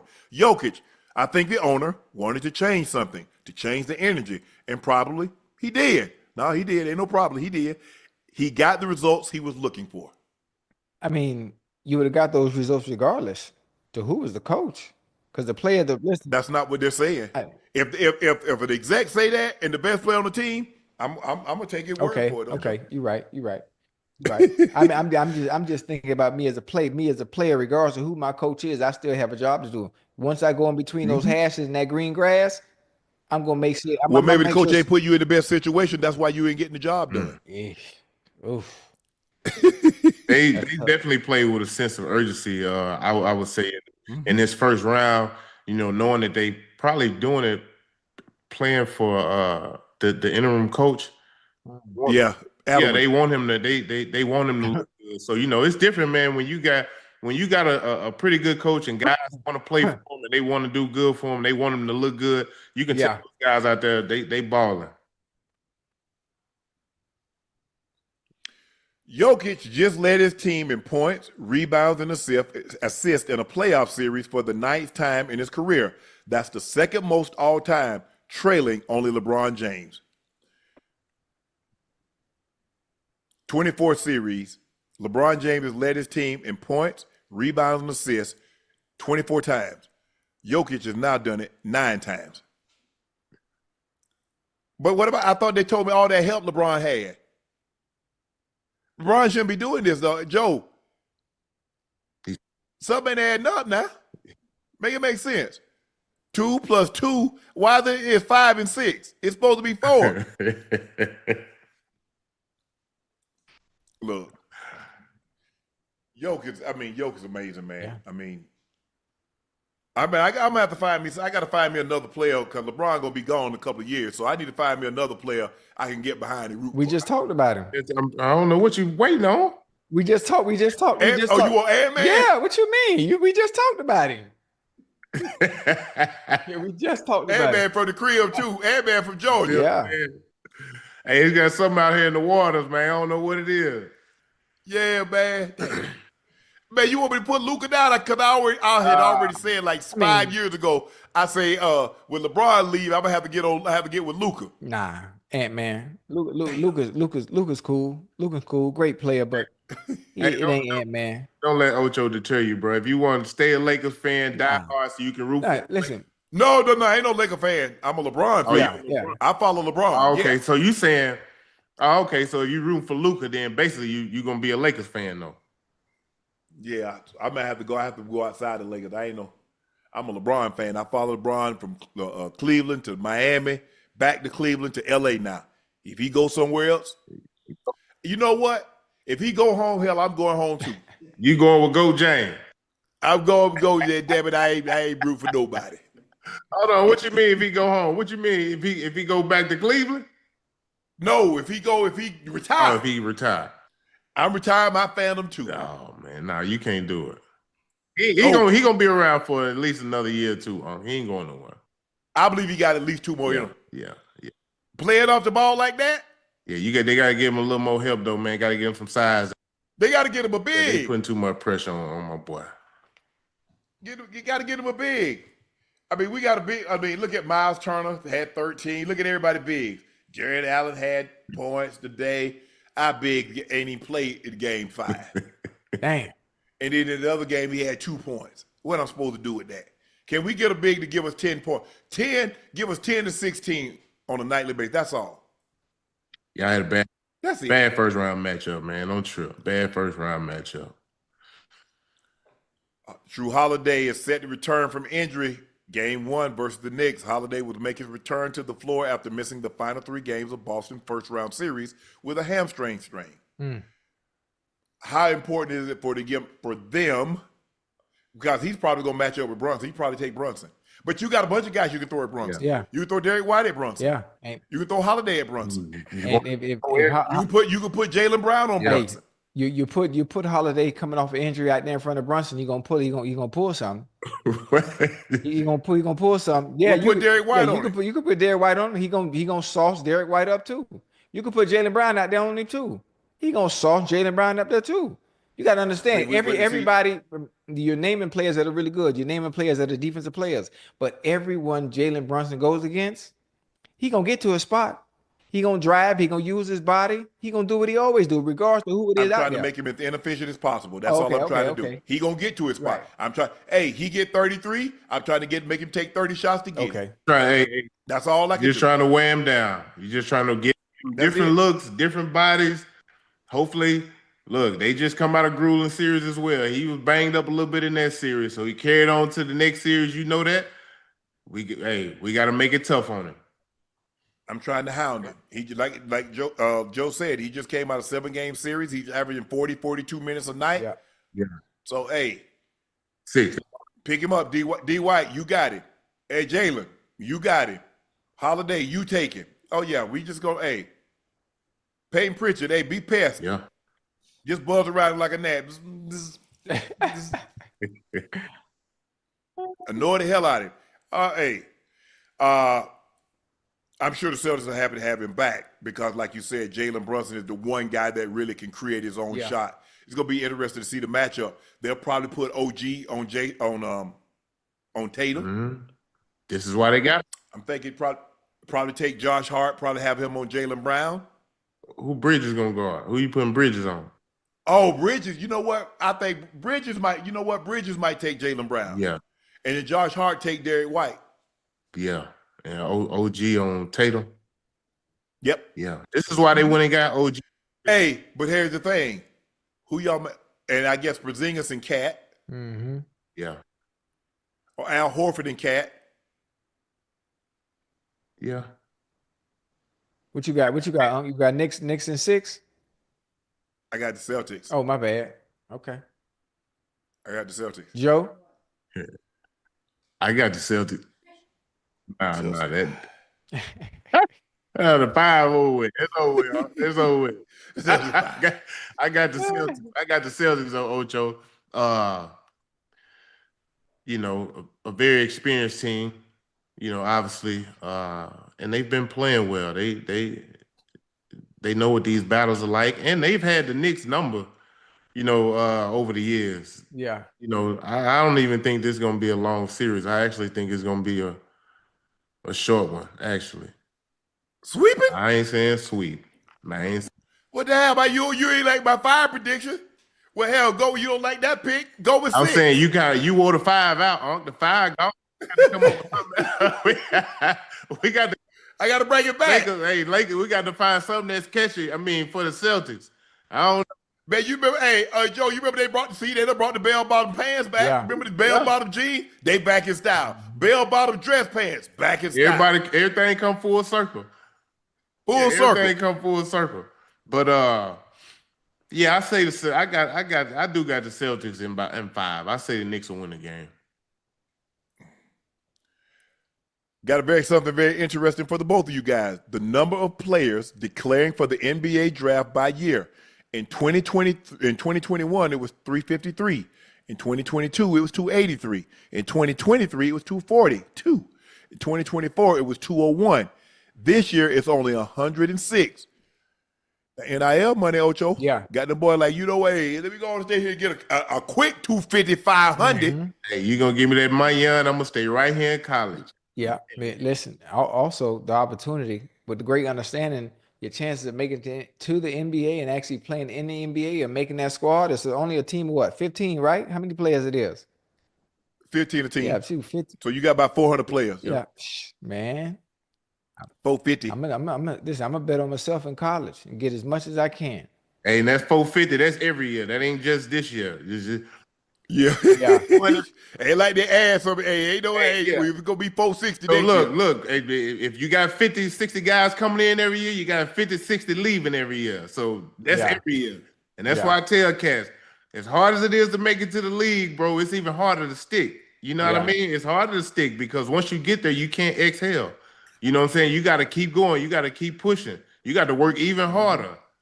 So I tell cats all the time, 'Cause bro, can't get it's hard. It's Joe, and that's what I tell football players. I say, bro, it's easier to get in the league and stay Right. than get out the league and try to get back Yeah. in. Mhm. Yeah.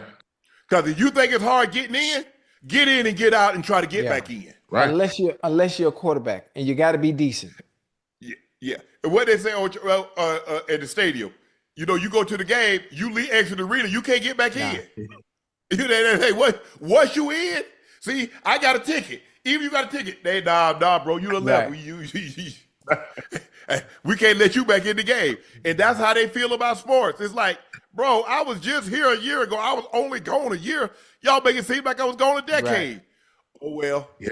A lot of other people done came in, bro. We the NFL, they had 70 early declarations in 2025, down from 82 in 2023. NIL changed the game. College athletes aren't finding value in risking turning pro when they can earn 6-7 figures right here. And that's what I say. Why am I gonna go to the NFL, Ocho? Yeah. If there's a possibility, man, I go get me $6 million, stay right here. Quarterback. But also you have to understand the people that are choosing to go back. They questioning themselves. You question yourselves with great understanding. Well, hell, if I know what I'm gonna get going to the NFL and entering the draft, it's because I know I'm that boy. Because you know That's what you're what gonna get. I told Quinn. What did I tell you, Ocho? If I'm Quinn Ewers, I take my butt. I go jump into that portal, and I go somewhere One else, more? and I make me $3-4 million a And year. do one more, huh? Yes, as opposed to be a 5th or 6th or 7th round draft pick. Right. Because I believe he could have built his value. He could have been, who knows, a 1st or 2nd day pick, and picked up at $3-4 million. Mm-hmm. I would have, because if Carson Beck jumped in the portal and got $4 million from the University of Miami, which called I'm a leaver, because look at his last name, how it's spelled. I'm a leaver. That's what he did at Tennessee. He left. Now I don't know why he left a state like Tennessee with no state income tax to go to California to take $300,000-$400,000 less, where there's 50% state tax. Yeah, what's that about? Make it make sense. Make it make sense, Ocho. Listen, I don't know who was advising him. I'm not sure where he thought he could make more. But again, I always tell you, if you deserve what you was asking for, they would have gave it to you where you was at, because that's what they thought of you.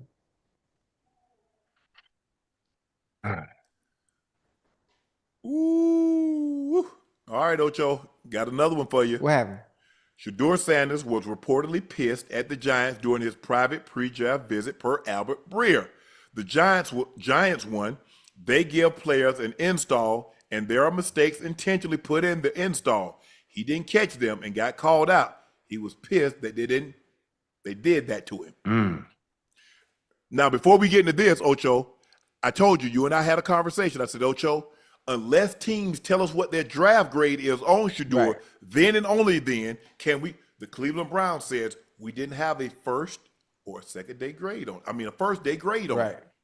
They said that. So unless the other 31 teams come out and tell you, Ocho, man, I don't know what. Okay, I had this grade on him. Some teams say they had him as a third day option. Right. Albert Breer and Ocho, we were talking. I say normally, Joe, what they do with the quarterback. They're bringing in a quarterback. They'll send plays and look, okay, here's the plays we want you to break them, that want you to diagram. Blah, blah, blah. Or they'll get you in, says, okay, here's the play. 2-jet, flanker drive, red right, 2-jet, flanker drive. Okay? Z motion. So the Z is the flanker. Yeah. He got the drive route. Tight end, got the basic cross. We can run the dig, we can run a dig, or we could just have the X run a post to clear it out to make sure ain't nobody, backside, and then got the rim right, got the back check it. So we tell you that. Okay, we tell you what's happened this. If you get this front, This here's where you go with the ball. You get this coverage, you go here with the ball. So now, Ocho, you know the play's long now. They got this, Red Riot, Yogi, Sample, X-Bed, Diverse, to this, to that. Right. So they tell the quarterback this. Now, they show it to him on the board. Then it goes dark. They say, okay, go draw the play on the board. And they want you to regurgitate what you told them. Because as a quarterback, you have to have great recall. Yes.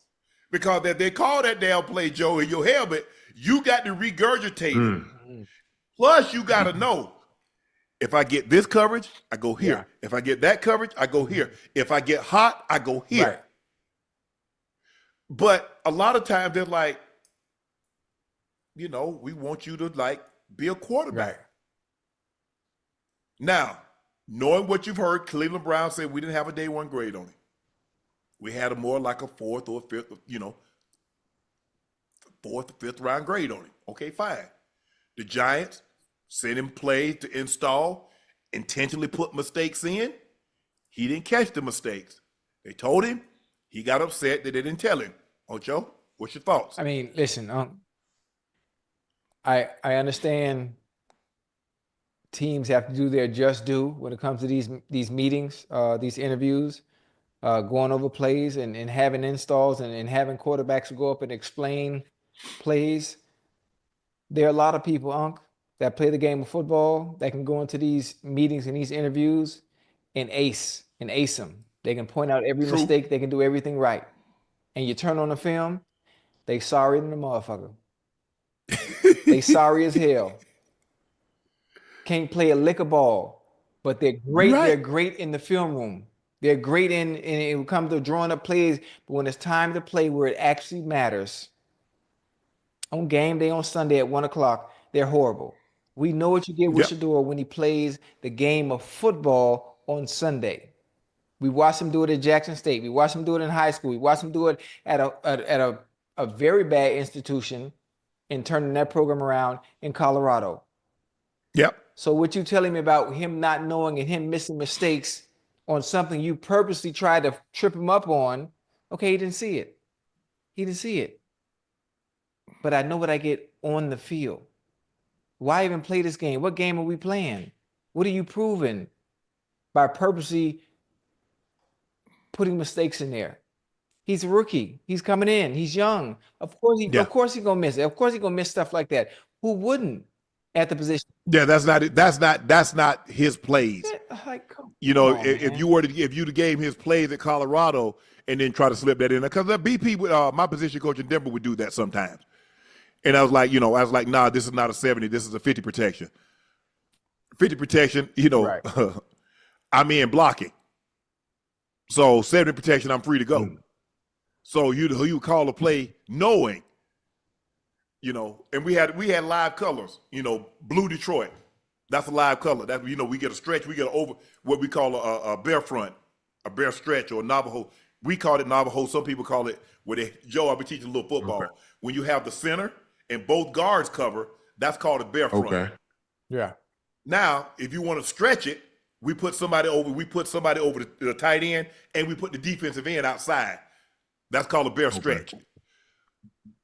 The 85 Bears made that defense famous. That's a Buddy Ryan defense. So bear, both guards center covered. That's a bear defense. Now you stretch it. You put somebody over the tight end. You put the DN outside. So that's a 4-down lineman. And they found out the way you beat that defense, because what teams were trying to do, they was trying to take their tight end and block Richard Dent. Big old Richard. Bad idea. Hold on. And so if you did that, if you went out to blocking, the guy over you would come hit your quarterback in the back of his head. So they said, how about we do this? We fake like we go block this guy. When he see that, he gonna come. We just raise up and throw you the ball. Or what we do, we'll slide it, or we'll molly the protection. We'll take the tackle, we'll kick to him, or we'll take the guard to molly out to him. They started blocking it up. People got out of the Bear defense because you're one-on-one. Joe, no, Ocho, so you saying, why play these games? Why put the mistakes in there? How about just have the man regurgitate the play. Yeah. Draw it up. Okay, here it is, Shador. This is one of our best plays right here. Is this da-da-da-da-da. Okay, you see this coverage? Where you going with the Now, ball? if the coverage was if the coverage, this is cover one, single high safety. Now, if we had quarters coverage, or if we wanted to cover six, what we call cover six, Yeah. Joe, we play quarters on one side, we play cover six, half the field on the back side, six kick. That means, hey, we press on the two side, Ocho. Yeah. That's what the kick come in, but we play in quarters, one side, half the field, the other side. That's why we call it Yeah. 6. 2, 4, 6. Okay, now, go should do a call to play. You go into the line of scrimmage. Now, I done told you, I done gave you 3 names. This is where we go with cover 1. This is where we go with quarters. This is where we go with cover 6. Go to the cover, you call it. It's cover 1, it's cover 1. Blue 17. No, it's 6. It's 6. It's 6. Boom. You see how chaotic it gets? Yeah. Quarterback got to remain calm. Yeah. Though. Because they joshing around, Ocho. You know, they started one thing, they dilly-dallying around, they rock and rolling them safeties. They bluffing, the safety, they 2D. Now here he come. No, they shoot back the other way. You remember how the Steelers, hell, Troy Polamalu At the line of scrimmage. And the next thing you know, hell, he in the hole or he in 2D. Right where he's supposed to be at, yep. So that, and I get it, but look, hey. I mean, look, when you turn the film on Uncle Ocho, when you watching Shador, like, for me, it's like the film shows the poise and patience that he has in the pocket. Although, you know, everybody say, you know, his line wasn't great. I thought he showed tremendous poise and patience. Yeah. Yes. And I feel like his talent will show in in-game situations. You got some guys, man, who are just performers, bro. They just know how to perform. They not. I've seen guys who wasn't great practice players, but man, you put them in the game, they know how to perform. And I feel like that's when his talent is show. I think he get his opportunity. I think he'll get in there and he'll get a chance to show what he can do, and his talents will be on display. But I think he's getting a knock for not having the athletic paralysis that his daddy has, or and it's just not who he is as an athlete. Yeah, listen, he has the opportunity. I think it's a blessing in disguise. The Browns have struggled on trying to find a quarterback since Bernie Kosar, and finding someone consistent, someone that can be a quarterback for that franchise for a decade straight. And I think God put him, you know, in this position and sending him to Cleveland on purpose to give him that drive and that hunger. Not that he didn't have it already, but the purpose of giving that drive and hunger to show everyone that passed on him, and obviously show the Cleveland Browns that you made the right decision in bringing me here. So I'm happy for him, despite, you know, what happened, you know, having to go in the 5th round. I don't know. I think it probably done lit a fire up on him. He's gonna be all right. He's gonna be all right, because he's definitely finna be there. He's gonna beat everybody out. He's finna beat everybody out. He might not beat Flacco out, but if Flacco struggles at some point this season, they're gonna make that change. Now Flacco gonna have 350, 3 touchdowns, but 3 picks too now. Yeah. Now Flacco here, he'll equal opportunity employer. He gonna help you, he gonna help them. Joe, is there any similar situation to so what's the NBA pre-draft? What is it like? NBA pre-draft, yes, you know, guys go there and you do the agility test. I don't think guys sit out. You know, from what I can remember, especially when I had to go through it, man, we had to do everything. Now what they've implemented is, you know, you see a lot of guys, they had to play 5-on-5 now, scrimmages. Back when I was coming out, guys didn't have to do that, Uncle Ocho. You know what I mean? Wow. You go to a team, you have these individual workouts where, okay, so I worked out for the top 10 teams in the NBA draft in 2001. So I worked out for 10 teams. And in those they were working me like a dog. So in those workouts, they invite 2, maybe 3 more other guys so y'all can play 2-on-2, so y'all can play 1-on-1, so we can see who is what. And you cooking them, Joe? Man, listen, I was getting to the chicken, because coming out, I wasn't a you know, a top prospect to, you know, some degree. You know, guys were telling me I was gonna go top 10, but I didn't know, so I had to work out for the top 10 teams. And guys who were coming out in my time who was before me, well, you know, that was a high school draft, the Kwame Brown, the Tyson Curry. But you still had the Jason Richardsons, the Shane Battiers, you know, guys like that. So I was looking to work out against those type of dudes, to try to improve my draft stock. And I ended up getting drafted 10, but I don't know. After 10, I hadn't worked out for any of them other teams, so I wouldn't know what it would have been like. Right. Joe say, hey, I'm cooking something. I don't know about y'all, but I'm cooking today. Man, look, you get once in a lifetime, bro. Like it's so close. It's right there in your hands, and you like it's gonna be left up to you, especially in those workouts. To these scouts, these coaches, these executives, GMs, things of that sort. So, man, I think those are the moments that we all live for. We trying to compete for a roster spot. Oh yeah, that's exactly right. Ravens rookie kicker Tyler Loop hit a 75-yard field goal with ease. Loop has a cannon for a leg. Does Baltimore have their replacement for Justin Tucker, Ocho? I mean, no, I wouldn't say that yet. Justin Tucker, one of the greatest kickers of all time. I know he struggled last year, struggled a little bit before that, but just because you have a strong leg doesn't mean you're consistent. It doesn't mean you're going to be consistent in clutch situations when Justin Tucker has always been. Having a strong leg is cool. I mean, that's nice. Being able to kick from 75 yards, that's also nice. But can you do it when the game is on the line? Pressure. Can you do it when it's windy? So there's so many other factors that come into him having a strong leg, but also being a great clutch kicker in situations where it matters most. Because it's easy to do it right now. It ain't no pressure on you. Ain't no pressure. Ain't no line. Ain't no crowd. Ain't no fans. No, there's nothing else affecting you in kicking 75 yards. But can you do it when it matters? When it matters most?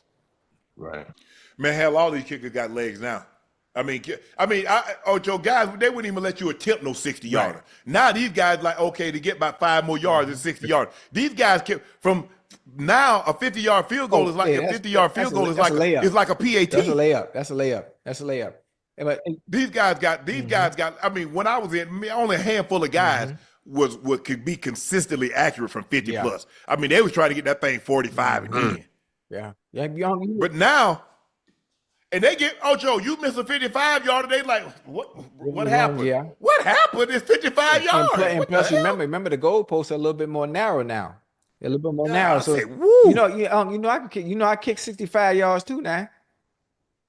Yeah. Oh Lord. No, I promise you not. Listen, hey, listen. Now who was the backup kicker for the Bengals for a decade straight? They didn't have to use you, and then thank God. Okay, they did use me. They used me when we played the Patriots. Now, so I can kick in the preseason. I know if he had got hurt in the regular season, I was still the backup kicker. Oh, you kick one in the preseason, Ocho? Yeah, what? Listen, hey, Joe, it would have been good from 50.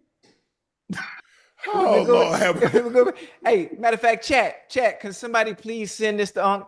If ask the chat. There's video of me, footage of me kicking 65, kicking 70. Like, look, chat, go and Google it. Ask it. Yeah, kicking the ball. You weren't kicking no field goals, no 65 and 70. Field goals. Somebody in the chat, man, please show Unc, man, me kicking from 65. Oh, you got Google it, YouTube it. It's on there. Hey, with ease too, Unc. Like, it would have been good from 73. That's with ease. It ain't good enough that he was kicking 50, 60, and 70 yards. Now he kicking it with ease. Oh yeah. I got a soccer background, Joe. So I do a little bit of everything now. Okay, I see. Elite College Football recently ranked the most toxic fan bases in college football. Number 1, Ohio State. Number 2, Florida. Number 3, Georgia. Number 4, CU. Wow. Number 5, Miami. Number 6, Tennessee. Number 7, Texas. Number 8, Alabama. Number 9, FSU. Number 10, Michigan. 5 of the top 10, where they play football at, Ocho? In Miami? SEC. Hey, I still haven't had a chance to really go to these games to really understand. You got to go, listen, go to University of Georgia. Go to Tennessee. I went to Tennessee with my daughter. She was on a visit. Go to Alabama. You got to go to one of those. You got to go to a Tennessee game and an LSU game. That's it. In Arkansas, you got to go watch the Razorback. Go Alabama, UGA. Now, Texas A&M to see 105. 105 what? 1,000. In the stadium? They be rocking. In the stadium? Yeah, they be rocking. Yeah. Ocho, you know the South. Look, you grew up in Florida. And that's what I tell people. When you play in the South, Football is it. Yeah, it's different. They closed down. We used to play in a small town. They closed early. Mm-hmm. You gotta go to the game. Hold on. That's why in Texas they got high school stadiums that hold 20,000. A high school stadium that look better than some college with their weight facilities. Football is king. Man, look here, and that's what. Who was we talking to? We went to. We was on tour, and we had somebody Cam, and he was talking about. I said, bro, ain't nothing but the Georgia Bulldogs in the state of Georgia. Atlanta Falcons win 2 Super Bowl, 10. They ain't placing UGA. Oh, sir. Right. Them dogs. It's football. What? Yes, sir. And then they go to Braves. Yeah. Yeah. You're talking about somebody living there. I've been there. Yeah. Boy, Ocho, man. And when they used to play it, I don't know, they might still do. They still do. They play at Jacksonville Stadium. Boy, at 16, coming down 16 to get down on 95 to go down to Jacksonville. Man. Yeah. They love some football in the South, man. I'm not surprised. I gotta see that. Hey, look. But I'm surprised. I'm surprised. CU. When did CU get such a rabid fan base? You basing this off 2 years? Prime effect, baby. Yeah. In Miami, I know Miami. Y'all just show up because Miami, they don't come to nothing on time. We gonna get there in the second quarter. Exactly. Ohio State, yes. Florida, Georgia, yes. Tennessee, Texas, Alabama, Michigan, Florida State. I don't know what y'all been rabid about. Y'all ain't been good in a minute. I mean, listen, the best, obviously the best college when it comes to college football in Florida. Now had a phenomenal year last year, but FAMU's the better college. FAMU's the best college football team here in the state of Florida. You like FAMU? FAMU's everything. FAMU's we got to find HBCU. We got to rank the top 10 HBCU fan bases. Well, number one is FAMU, top to bottom. I don't know, Ocho. I think it might be Grambling or Southern. Come. But that human jukebox, man, that human jukebox. Listen, with all due respect to the human jukebox, they will nothing. They will never be comparable to the incomparable Martian 100. Don't do that. Oh, they don't pass the one over. They don't pass y'all. They don't pass y'all, bro. Yeah, they don't pass y'all. The jukebox is where it's at. Are you the jukebox? Man, listen, man. Dr. White and Brother Shelby Chipman, man, have done a wonder with the Martian 100. You hear me? Done wonders. But that jukebox. Nah, listen. No, man. Listen. Ocho, they ain't even bring number 2 records. That wasn't even the full jukebox that we had. I know. Listen, I've been watching Southern for a very long time. And chat, listen to me. If there's anybody, young, you probably won't do this, but it's for me. You know how much I love the band. Anybody in the chat that went to HBCU and might have played in the band, let me tell you how much I love Southern. Still to this day, I always watch. It's on YouTube. It's called the fifth quarter. Obviously, you know it. The fifth quarter after 2 HBCU teams play, they have the fifth quarter at the end of the game where they go back and forth. Battle of the Bands. The Human Jukebox versus Alcorn State in 2014. Chat, if y'all have any time to go on YouTube and watch Southern versus Alcorn State in 2014, boy, you will enjoy it. It was a masterpiece from both schools back and forth. But when it comes to HBCU marching bands, there is nothing like that school, the highest of the 7 hills down in Tallahassee, Florida, that look like a reptile, known as the Rattlers. Nothing like them. Nothing. And I stand on that. They're going to put on a show. Man, every time. Only one school is marched for the president now. Only one school is going to play for the president now. We done been everywhere, all over the world. We different. Huh? We strike different.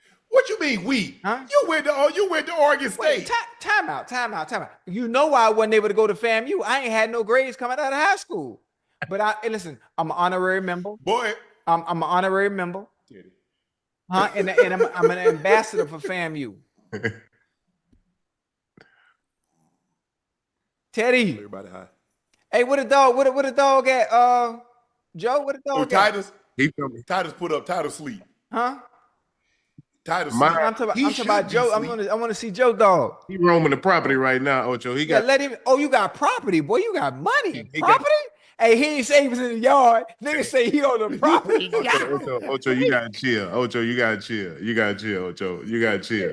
But the whole say he on the property. He doing his job right now. He doing his job. You got money. I'm gonna put him on. I'm gonna bring him on camera for you. But Yeah. Bring him on. Just like he the same color as Ugg Dog. He brown with that black mask. Yeah, he bite. Mm-hmm. Yeah, he bite. Yeah. He got teeth, don't he? I Name something that got teeth that don't bite. I rough your dog up. Who? Me. All right, you want to put the suit on? You want to put the suit on? Let him. I don't need no suit. I don't need no suit. Just you got commands for him, right? Yeah. Yeah, just command him to attack and watch what I do to him. No, I ain't got to command him nothing. All you got to do is be in the backyard. I ain't got to say nothing. I ain't gonna say a word. But I know you don't see that thing on YouTube where that Amazon driver, that UPS Amazon driver, he hopped over that fence backwards. You see that, Ocho? I see. With the package in his hand. Yeah, that was I see funny. one look like he was delivering the Uber Eats, and that big dog came through the screen though. Yeah. Oh yeah. Put a little towel thing to catch him a little bit. He would have had Buddy. Yeah. Oh yeah. Mm-hmm. Oh, that was funny. Formula One rolls out the full-size Lego cars for the Miami Grand Prix Drivers Parade. Made of 400,000 Lego bricks. It took 22,000 hours to build. The Lego F1 cars reach a top speed of 20 kilometers an hour. Did you go to F1? Yeah, I was there. I was out there all day. I was out there, politicking, shaking hands, smiling, giving hugs, kissing babies. I enjoyed it. I went to qualifiers. I didn't go to the actual race today, but I did enough of what I needed to do during the qualifying race. It was good. Right. I love NASCAR. I love the people that come to NASCAR. I love those that come out to enjoy and do what they do. I prefer. That's a totally different fan base than what that is. Yes, I prefer NASCAR. Me, I can relate to the folks at NASCAR. Yeah. When you go, how you go to the Kentucky Derby? It's Yeah. the who's who. That's Yeah. F1. Yeah. That's F1. Yes. I'm not. Yes. I like it because I had. It's where you go to get deals done. That's what I like to say. Right. I prefer NASCAR, but Indy it was obviously every time I have an opportunity to go to F1, it's beautiful. It's a good place, to bridge gaps, to build some relationships, and meet people that you're gonna need long term on the back end. But ain't nothing like NASCAR though. Ain't nothing like. All right, NASCAR. guys. Final segment of the evening. It's time for Q and A.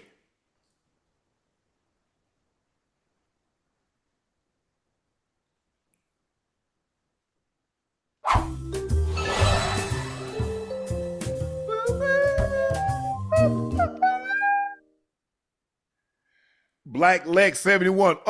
Didn't players vote Haliburton the most overrated player? Yeah, they did. They did.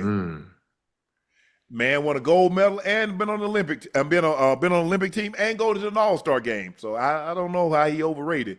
Casey Taylor says, ISO, what is your old moment? I'm in the NBA, also a huge Kobe fan. Would you share a Kobe story with us? Also, I was a super mad, crazy, sad.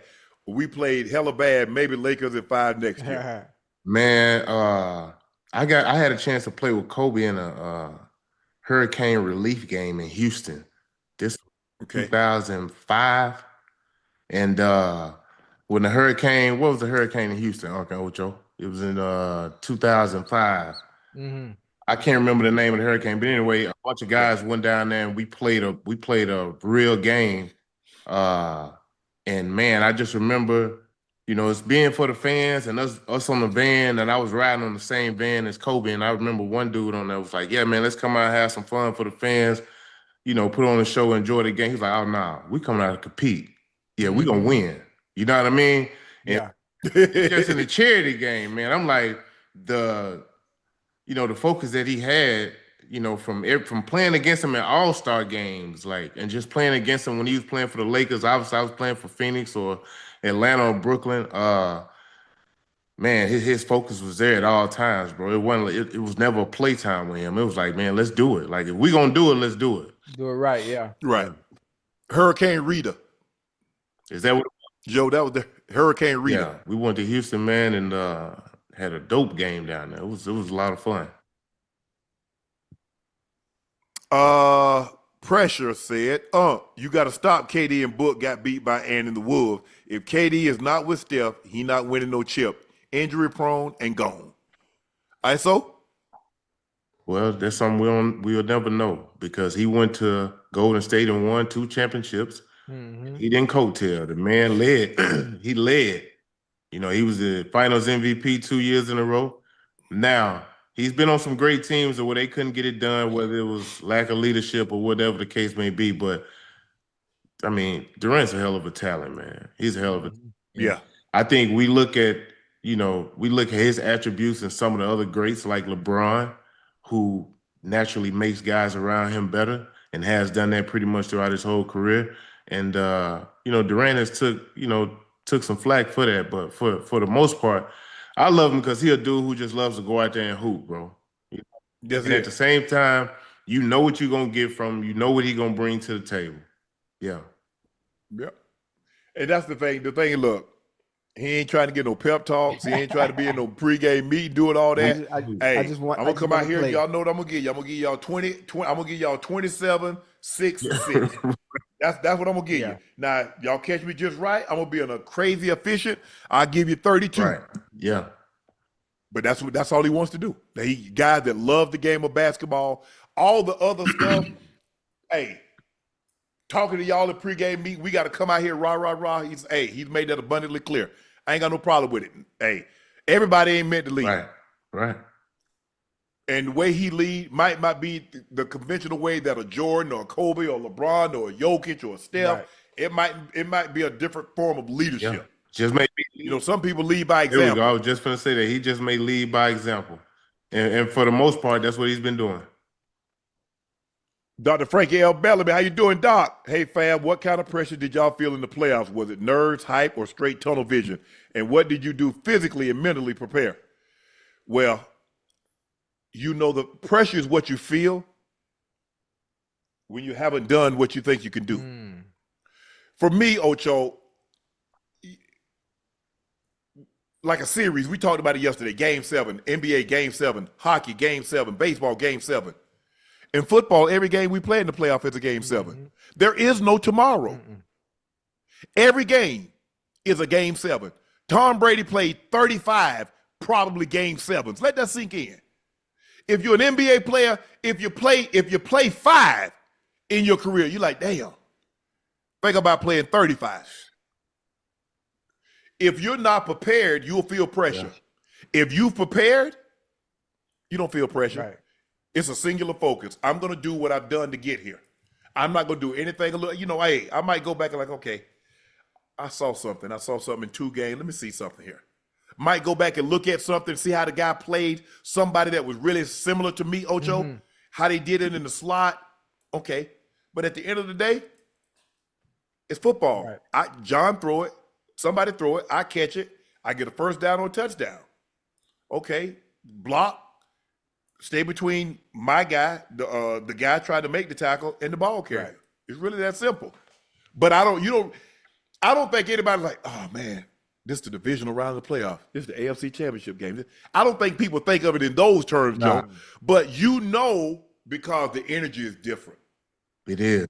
It feels that stadium, it's different. Hey, I had the pleasure of playing. I played a few Game 7s, but one memorable one I can tell y'all about is when I was playing in Brooklyn, and it was myself, Kevin Garnett, Paul Pierce, Darren Williams, Brooke Lopez, and we was a 7 seed playing against Toronto, who was the number 2 seed. And we played a Game 7 on their home floor, and we ended up winning that game. But I tell you, like we packed for the next series going to that Game 7. That next series was against the Miami Heat. That's all I was thinking about doing the game. I was like, man, we got to win this game because we got to go to Miami, baby. We're going to Miami. Yeah. Hey, we were in this game. We're going to have to play the Heat, but we get to go to Miami for at least 4-5 days. We can't go back to New York on a lost Game 7. So that's Oh, that was the one that was that game 4, game 5 when LeBron dropped 49 on Yeah, y'all. that was that next series.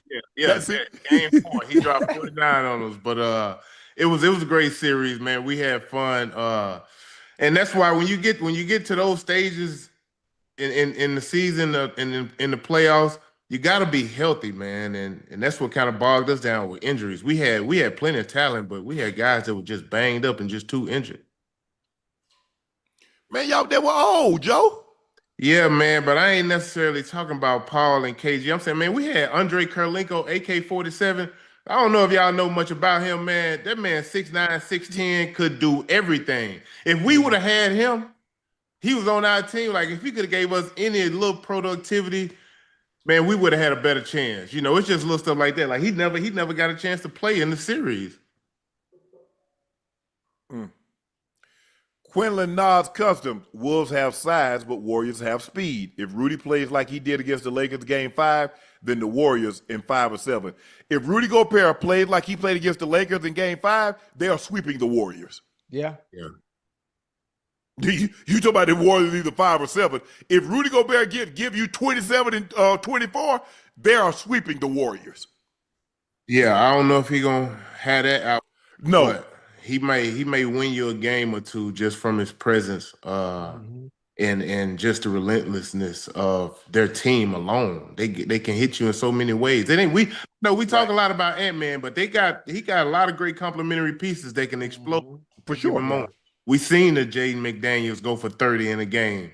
We know what Randall can do. We know what DiVincenzo can do coming off that bench. We know what Naz Reid can do. They got the total package, man. They do.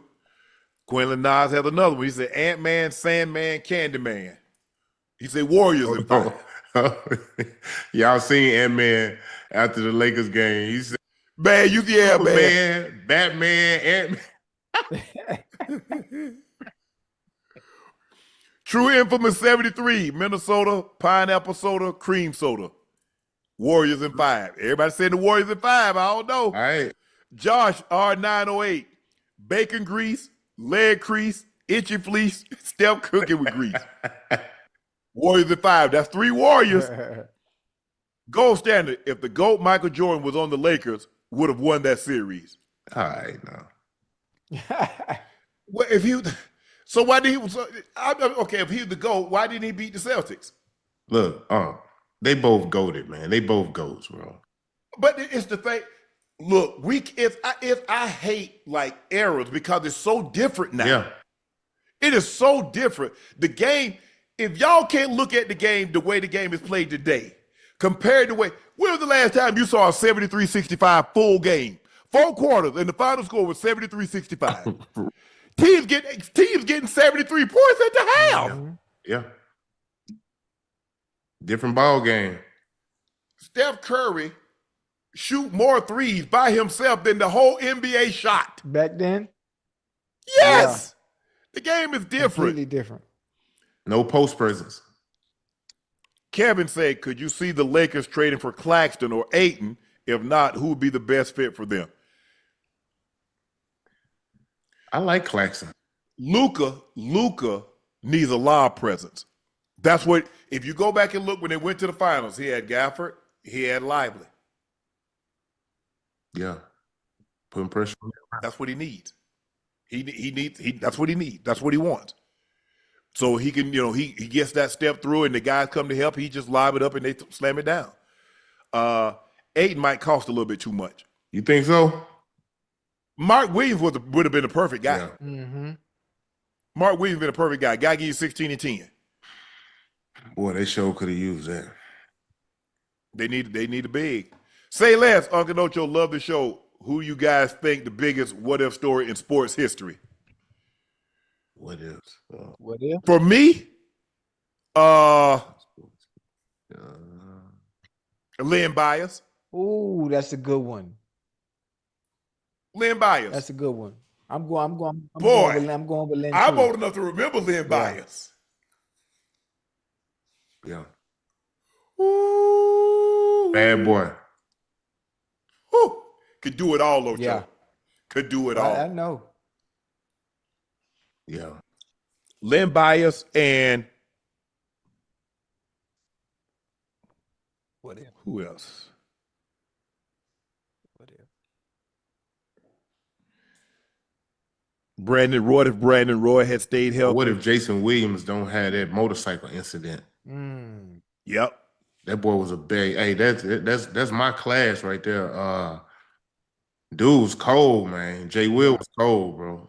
Jay Will, who went to Duke. Yeah. He was nice. He was that boy. So if he don't have that motorcycle accident, I think he would have been special. Huh? He would have been. Yeah. Yeah.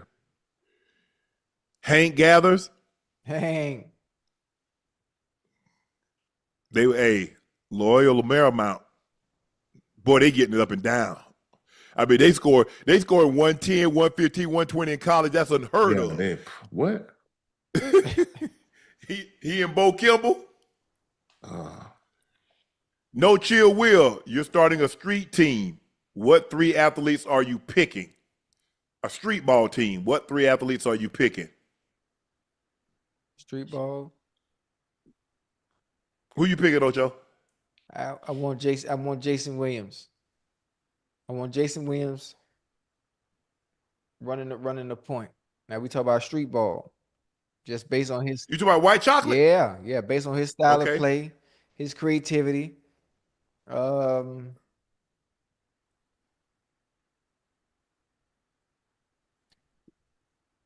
Let me go KD. I need a big. I'm gonna go Shaq. In street ball? Yeah, it's only 3 people. You still got to have somebody down there in the paint. You can't have everybody on the perimeter shooting. Man, don't nobody play no big in street ball. Yeah, I'm just throwing it out there. I shoot up when I play 2K. I got a big man in the paint.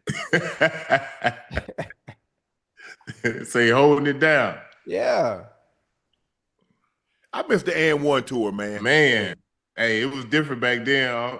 Hey, man, Sauce and Skip. Skip to my Lou. Professor. It was before their time, bro. The air up there. They used to put on Escalade. Yeah. Hey, that stuff was dope back then. David Cruz, ain't no show realer than Nightcap. David, thank you, bro. Thank you for your support. Yes, Jamal, the singer, what's up, Uncle ISO and Ocho? If you could go only get one concert, you get to go to one concert. Yeah. Who you attending? MJ, MJ, Biggie, Marvin, Prince, Pac, and Luther. So you get MJ and Biggie, I guess. Yeah, MJ, Biggie, Marvin and Prince, Pac and Luther. Luther Vandross? God almighty. Hold on, Big Luther or Little Luther? Luther. Yeah, all of them can say. Hey. So you got MJ and Biggie, you got Marvin and Prince, you got Pac and Luther. For me, it's either MJ, Biggie, Marvin, and Prince. That's for me. I'm going MJ because I want to be entertained. MJ Biggie for me. MJ Biggie. I think I might have to go with Prince. Man, Prince gonna get on that guitar. Hey, he gonna cut. Prince gonna be on that piano. Man, listen. Sometimes it snows in April. The Beautiful Ones, Darling Nikki, International Lover. Oh man. Oh, come on. Raspberry Beret. Hey, what's that song? Erotic City, When Doves Cry. Now he gonna put on the performance now. He gonna do his thing. Starfish and Coffee. Come on, man. Hey, you gotta stick Under the Cherry Moon. Hey, you gotta stick with the combinations he gave. Do I lie? You heard me? Let's Go Crazy. Oh man. Hey, you gotta stick with the combinations he gave. Because I'm going Marvin and Prince. Oh, I'm going Marvin and Luther. They ain't with Marvin and Luther. Didn't I just tell you? I just gave you the combination. I don't like his combinations. When you can't make up the combination, he said MJ, Biggie, Marvin, Prince, Pac, Luther. I'm going Marvin and Prince. Hey, who he had? Who he had with Luther again? Tupac. Man, how they gonna be in a goddamn man? How you gonna put MJ and Biggie together? Man, listen. Damn. So hey, Biggie gonna open up. Just rock with Biggie it. gonna open up for MJ. Everybody on the list gonna open up for MJ. Shit, what the hell you talking I about? heard MJ put on a real show now. Oh yeah, Yeah. MJ was a real deal, boy. Man, hey. Under the Cherry Moon. Man, listen, you ain't said the best song. Was the Erotic City. Purple Rain. Purple Rain. Purple Rain. That's Controversy. Wendy and Lisa, Computer Blue. Mhm. Man, you better stop playing with me, Ocho. Matter of fact, hold on. And you talk about Southern, you talk about the Human Jukebox. Man, if you ain't never heard Southern, the Human Jukebox play Purple Rain,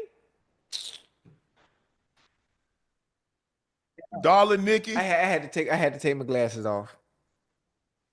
Joe, what I was talking about earlier about HBCU bands, Yeah. that fifth quarter, and Southern and Alcorn State was going at it back and forth, and Southern played Purple Rain. So you got to hit one of them like this when you got to leave church. You got to excuse yourself. Yeah. But that's how good that shit sound, boy. Oh my God! I was in Miami at the Super Bowl when Prince performed, and he's playing Purple In the Rain. rain, And it starts it started raining. It starts to rain. Oh my God! I was there. I'm literally looking at right there. I'm like, boy, there is a God. Ain't no way this supposed to happen, Ocho. You not supposed to start playing this song. Yeah. The damn guitar damn near big as he is. He's one of the smallest men I've ever seen in my life, and he had on probably 7-inch heels. But boy, He put on a performance. Joe? Yeah. One of my biggest regrets. His last time he performed, he was coming to Atlanta, and Prince didn't believe in all that Ticketmaster stuff. He had you could only buy 2 tickets. But when you had to show up with the credit card that you were using. Yeah. So the ticket was like $200. I was like, you know what? Somebody scalp them. Man, the ticket was $200. They end up selling for $2,000, $3,000. I said, nah, I'm going to catch him another time. Damn. A week later, he passed. Never got a chance to see him. Damn. They say that joker put on a show. Man. Listen, the closest thing we got to Prince, the closest thing we have to MJ right now, as far as stage presence and actually giving you your money's worth of performance, obviously Beyonce, Chris Brown, and Bruno Mars. Yeah. Oh, Bruno. Joe, have you ever seen Bruno Mars? I ain't seen him live. I ain't seen him live. Oh my God, man. Listen, man. Yeah. I don't care if the ticket is $1,000. You're going to get $1,000 worth of entertainment. What? Perform. What do you got? He got the residency out there in Vegas? I think he had in that MGM. I don't know if he's still there, but I had. He might not be. Where Ash about to look it up. Oh, I saw him. I saw him he was at the. He performed at the Super Bowl in New York. Yeah. And I had an appearance, and I got to do rehearsals. Mm-hmm. But I also went to a PepsiCo event in was it Houston?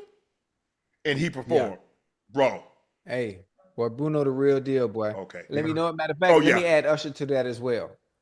Oh yeah, for sure. I saw Usher at the MGM. Yeah. That goddamn. But I'm definitely gonna see Bruno again. He unbelievable. Cause like I said, he can sing, he can dance, he can play instruments, and that's what set Prince apart. Cause Prince can play all the instruments. Play multiple instruments. Yeah. And think about how many people he done wrote for. Legend. Yeah, man. Time he wrote for Apollonia. What's the other girls he had? Wrote for Wendy and Lisa, Andre Simone, Sinead O'Connor. He wrote No One Compares to You. He wrote that for her.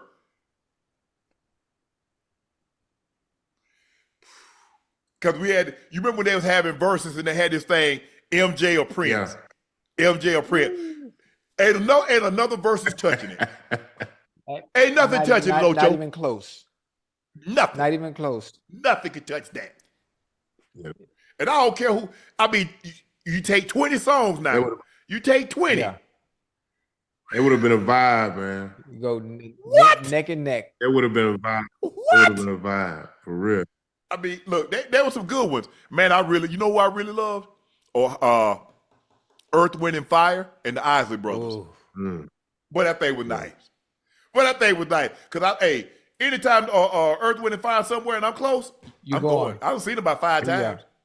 They put it down. Hall and Oates, I'm going. NDRE, I'm going. Oh yeah, Hey, I'm that time.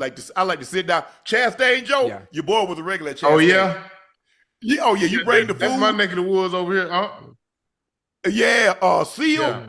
I tell you, if Seal, you go see him, Ocho. He's a good one. Boy, he turned it out. Remy Shan. Oh, see, I'm not old. I'm not old. You know, they sit down and they say, I'm not. You know, I ain't be head banging like the music. No, I can't do all that. just slow it down. Just slow it down and sing for you, boy. That's what they ain't giving you none of that nowadays. It's over with. Nah. Michelle and Diego Cello, I've seen her about 7-8 times. Yeah. I got to see, but that's my girl. Y'all know that's my girl now. She's nice. I'm waiting for Sade. I really want to see Sade too. That concludes this episode of Nightcap. Please make sure you hit that subscribe button. Please make sure you hit the like button and go subscribe to the Nightcap podcast feed wherever you get your podcast from. Each subscriber counts. You matter. Thank you guys for the support. Hopefully you'll give us your continued support. Y'all know me. I'm your favorite uncle, Shannon Sharpe, my partner, co-host. Well, I don't know who called that man Ochocinco. He's a Pro Bowler. He's an All-Pro. He's a Liberty City legend. Being a Ring of Fame honoree. Chad Ochocinco Johnson, a.k.a. Pepe, and all the way from Arkansas. You from Little Rock? Little Rock, Arkansas, born and raised, baby. Little Rock. Yeah. Ooh. I remember that documentary y'all had on about Little Rock, Joe. I don't know about that. They crazy out there, boy. Yeah. Y'all be on one, Joe. I'm good. What was that? That was 30 years ago. 30 years ago. No, that was 30 years ago. And the only place in Arkansas I've been to Bentonville. I went down there to Walmart. Yeah. Oh, okay. Thank you, Joe, for joining us. Joe would be joining us throughout the entirety of the playoffs to talk all things basketball. Great addition. Thank you for joining us, Joe. Make sure you check out Shea by LaPortier. We do have it in stock. Now, if you can't find it in a city or state near you, order it. We'll ship it directly to your door. We're the best premium VSOP on the market. Hey, we got the taste and we got the medals to back it up. So thank you for your support again. Please drink responsibly and stay safe. Check out my media company page on all of its platforms, Shay Media, and my clothing company, 84, with 84 being spelled out. The link is pinned in the chat. Supplies are limited, and once they're gone, they're gone. So please grab yours while supplies last. Tickets for our Not Safe for Work tour are on sale. Baltimore, Philly, Charlotte, Los Angeles, Miami, NYC, Chicago, and Detroit are our 8 stops. Tickets can be found at shaymedia.com/tour. The link is pinned in the chat. Our guest lineup is looking crazy. Guys, you don't want to miss out on this one. So if we come into a city near you, make sure you check out Unc and Ocho. Go grab your tickets now. Rockets beat the Rockets. No, excuse me, take that back. The Warriors beat the Rockets in a game 7. Buddy Hield, 33 points. 12 of 15 from the field, 9 of 11 from 3, tied the record for the most threes in a game 7 in NBA history. He was on fire today, and they move on to face the Minnesota Timberwolves. Game 1 will be Tuesday. And the Indiana Pacers open up the second round of Eastern Semifinals with a 121-112 victory over the Cleveland Cavaliers. The Cavaliers are the number 1 seed. They won 64 games. The Pacers had 6 guys in double figures, led by Nembhard, who had 23, but Tyrese Haliburton was big down the stretch, 22 points, 13 assists, as they roll 121-112 to take a 1-0 lead on the road. That concludes Nightcap. I'm Unc. He's Ocho. He's ISO Joe. See you tomorrow. Tuesday. My bad. Damn. I'm going to get it right one day. I'll see you Tuesday. Who knows? I might show up here by myself tomorrow. Thank you, guys.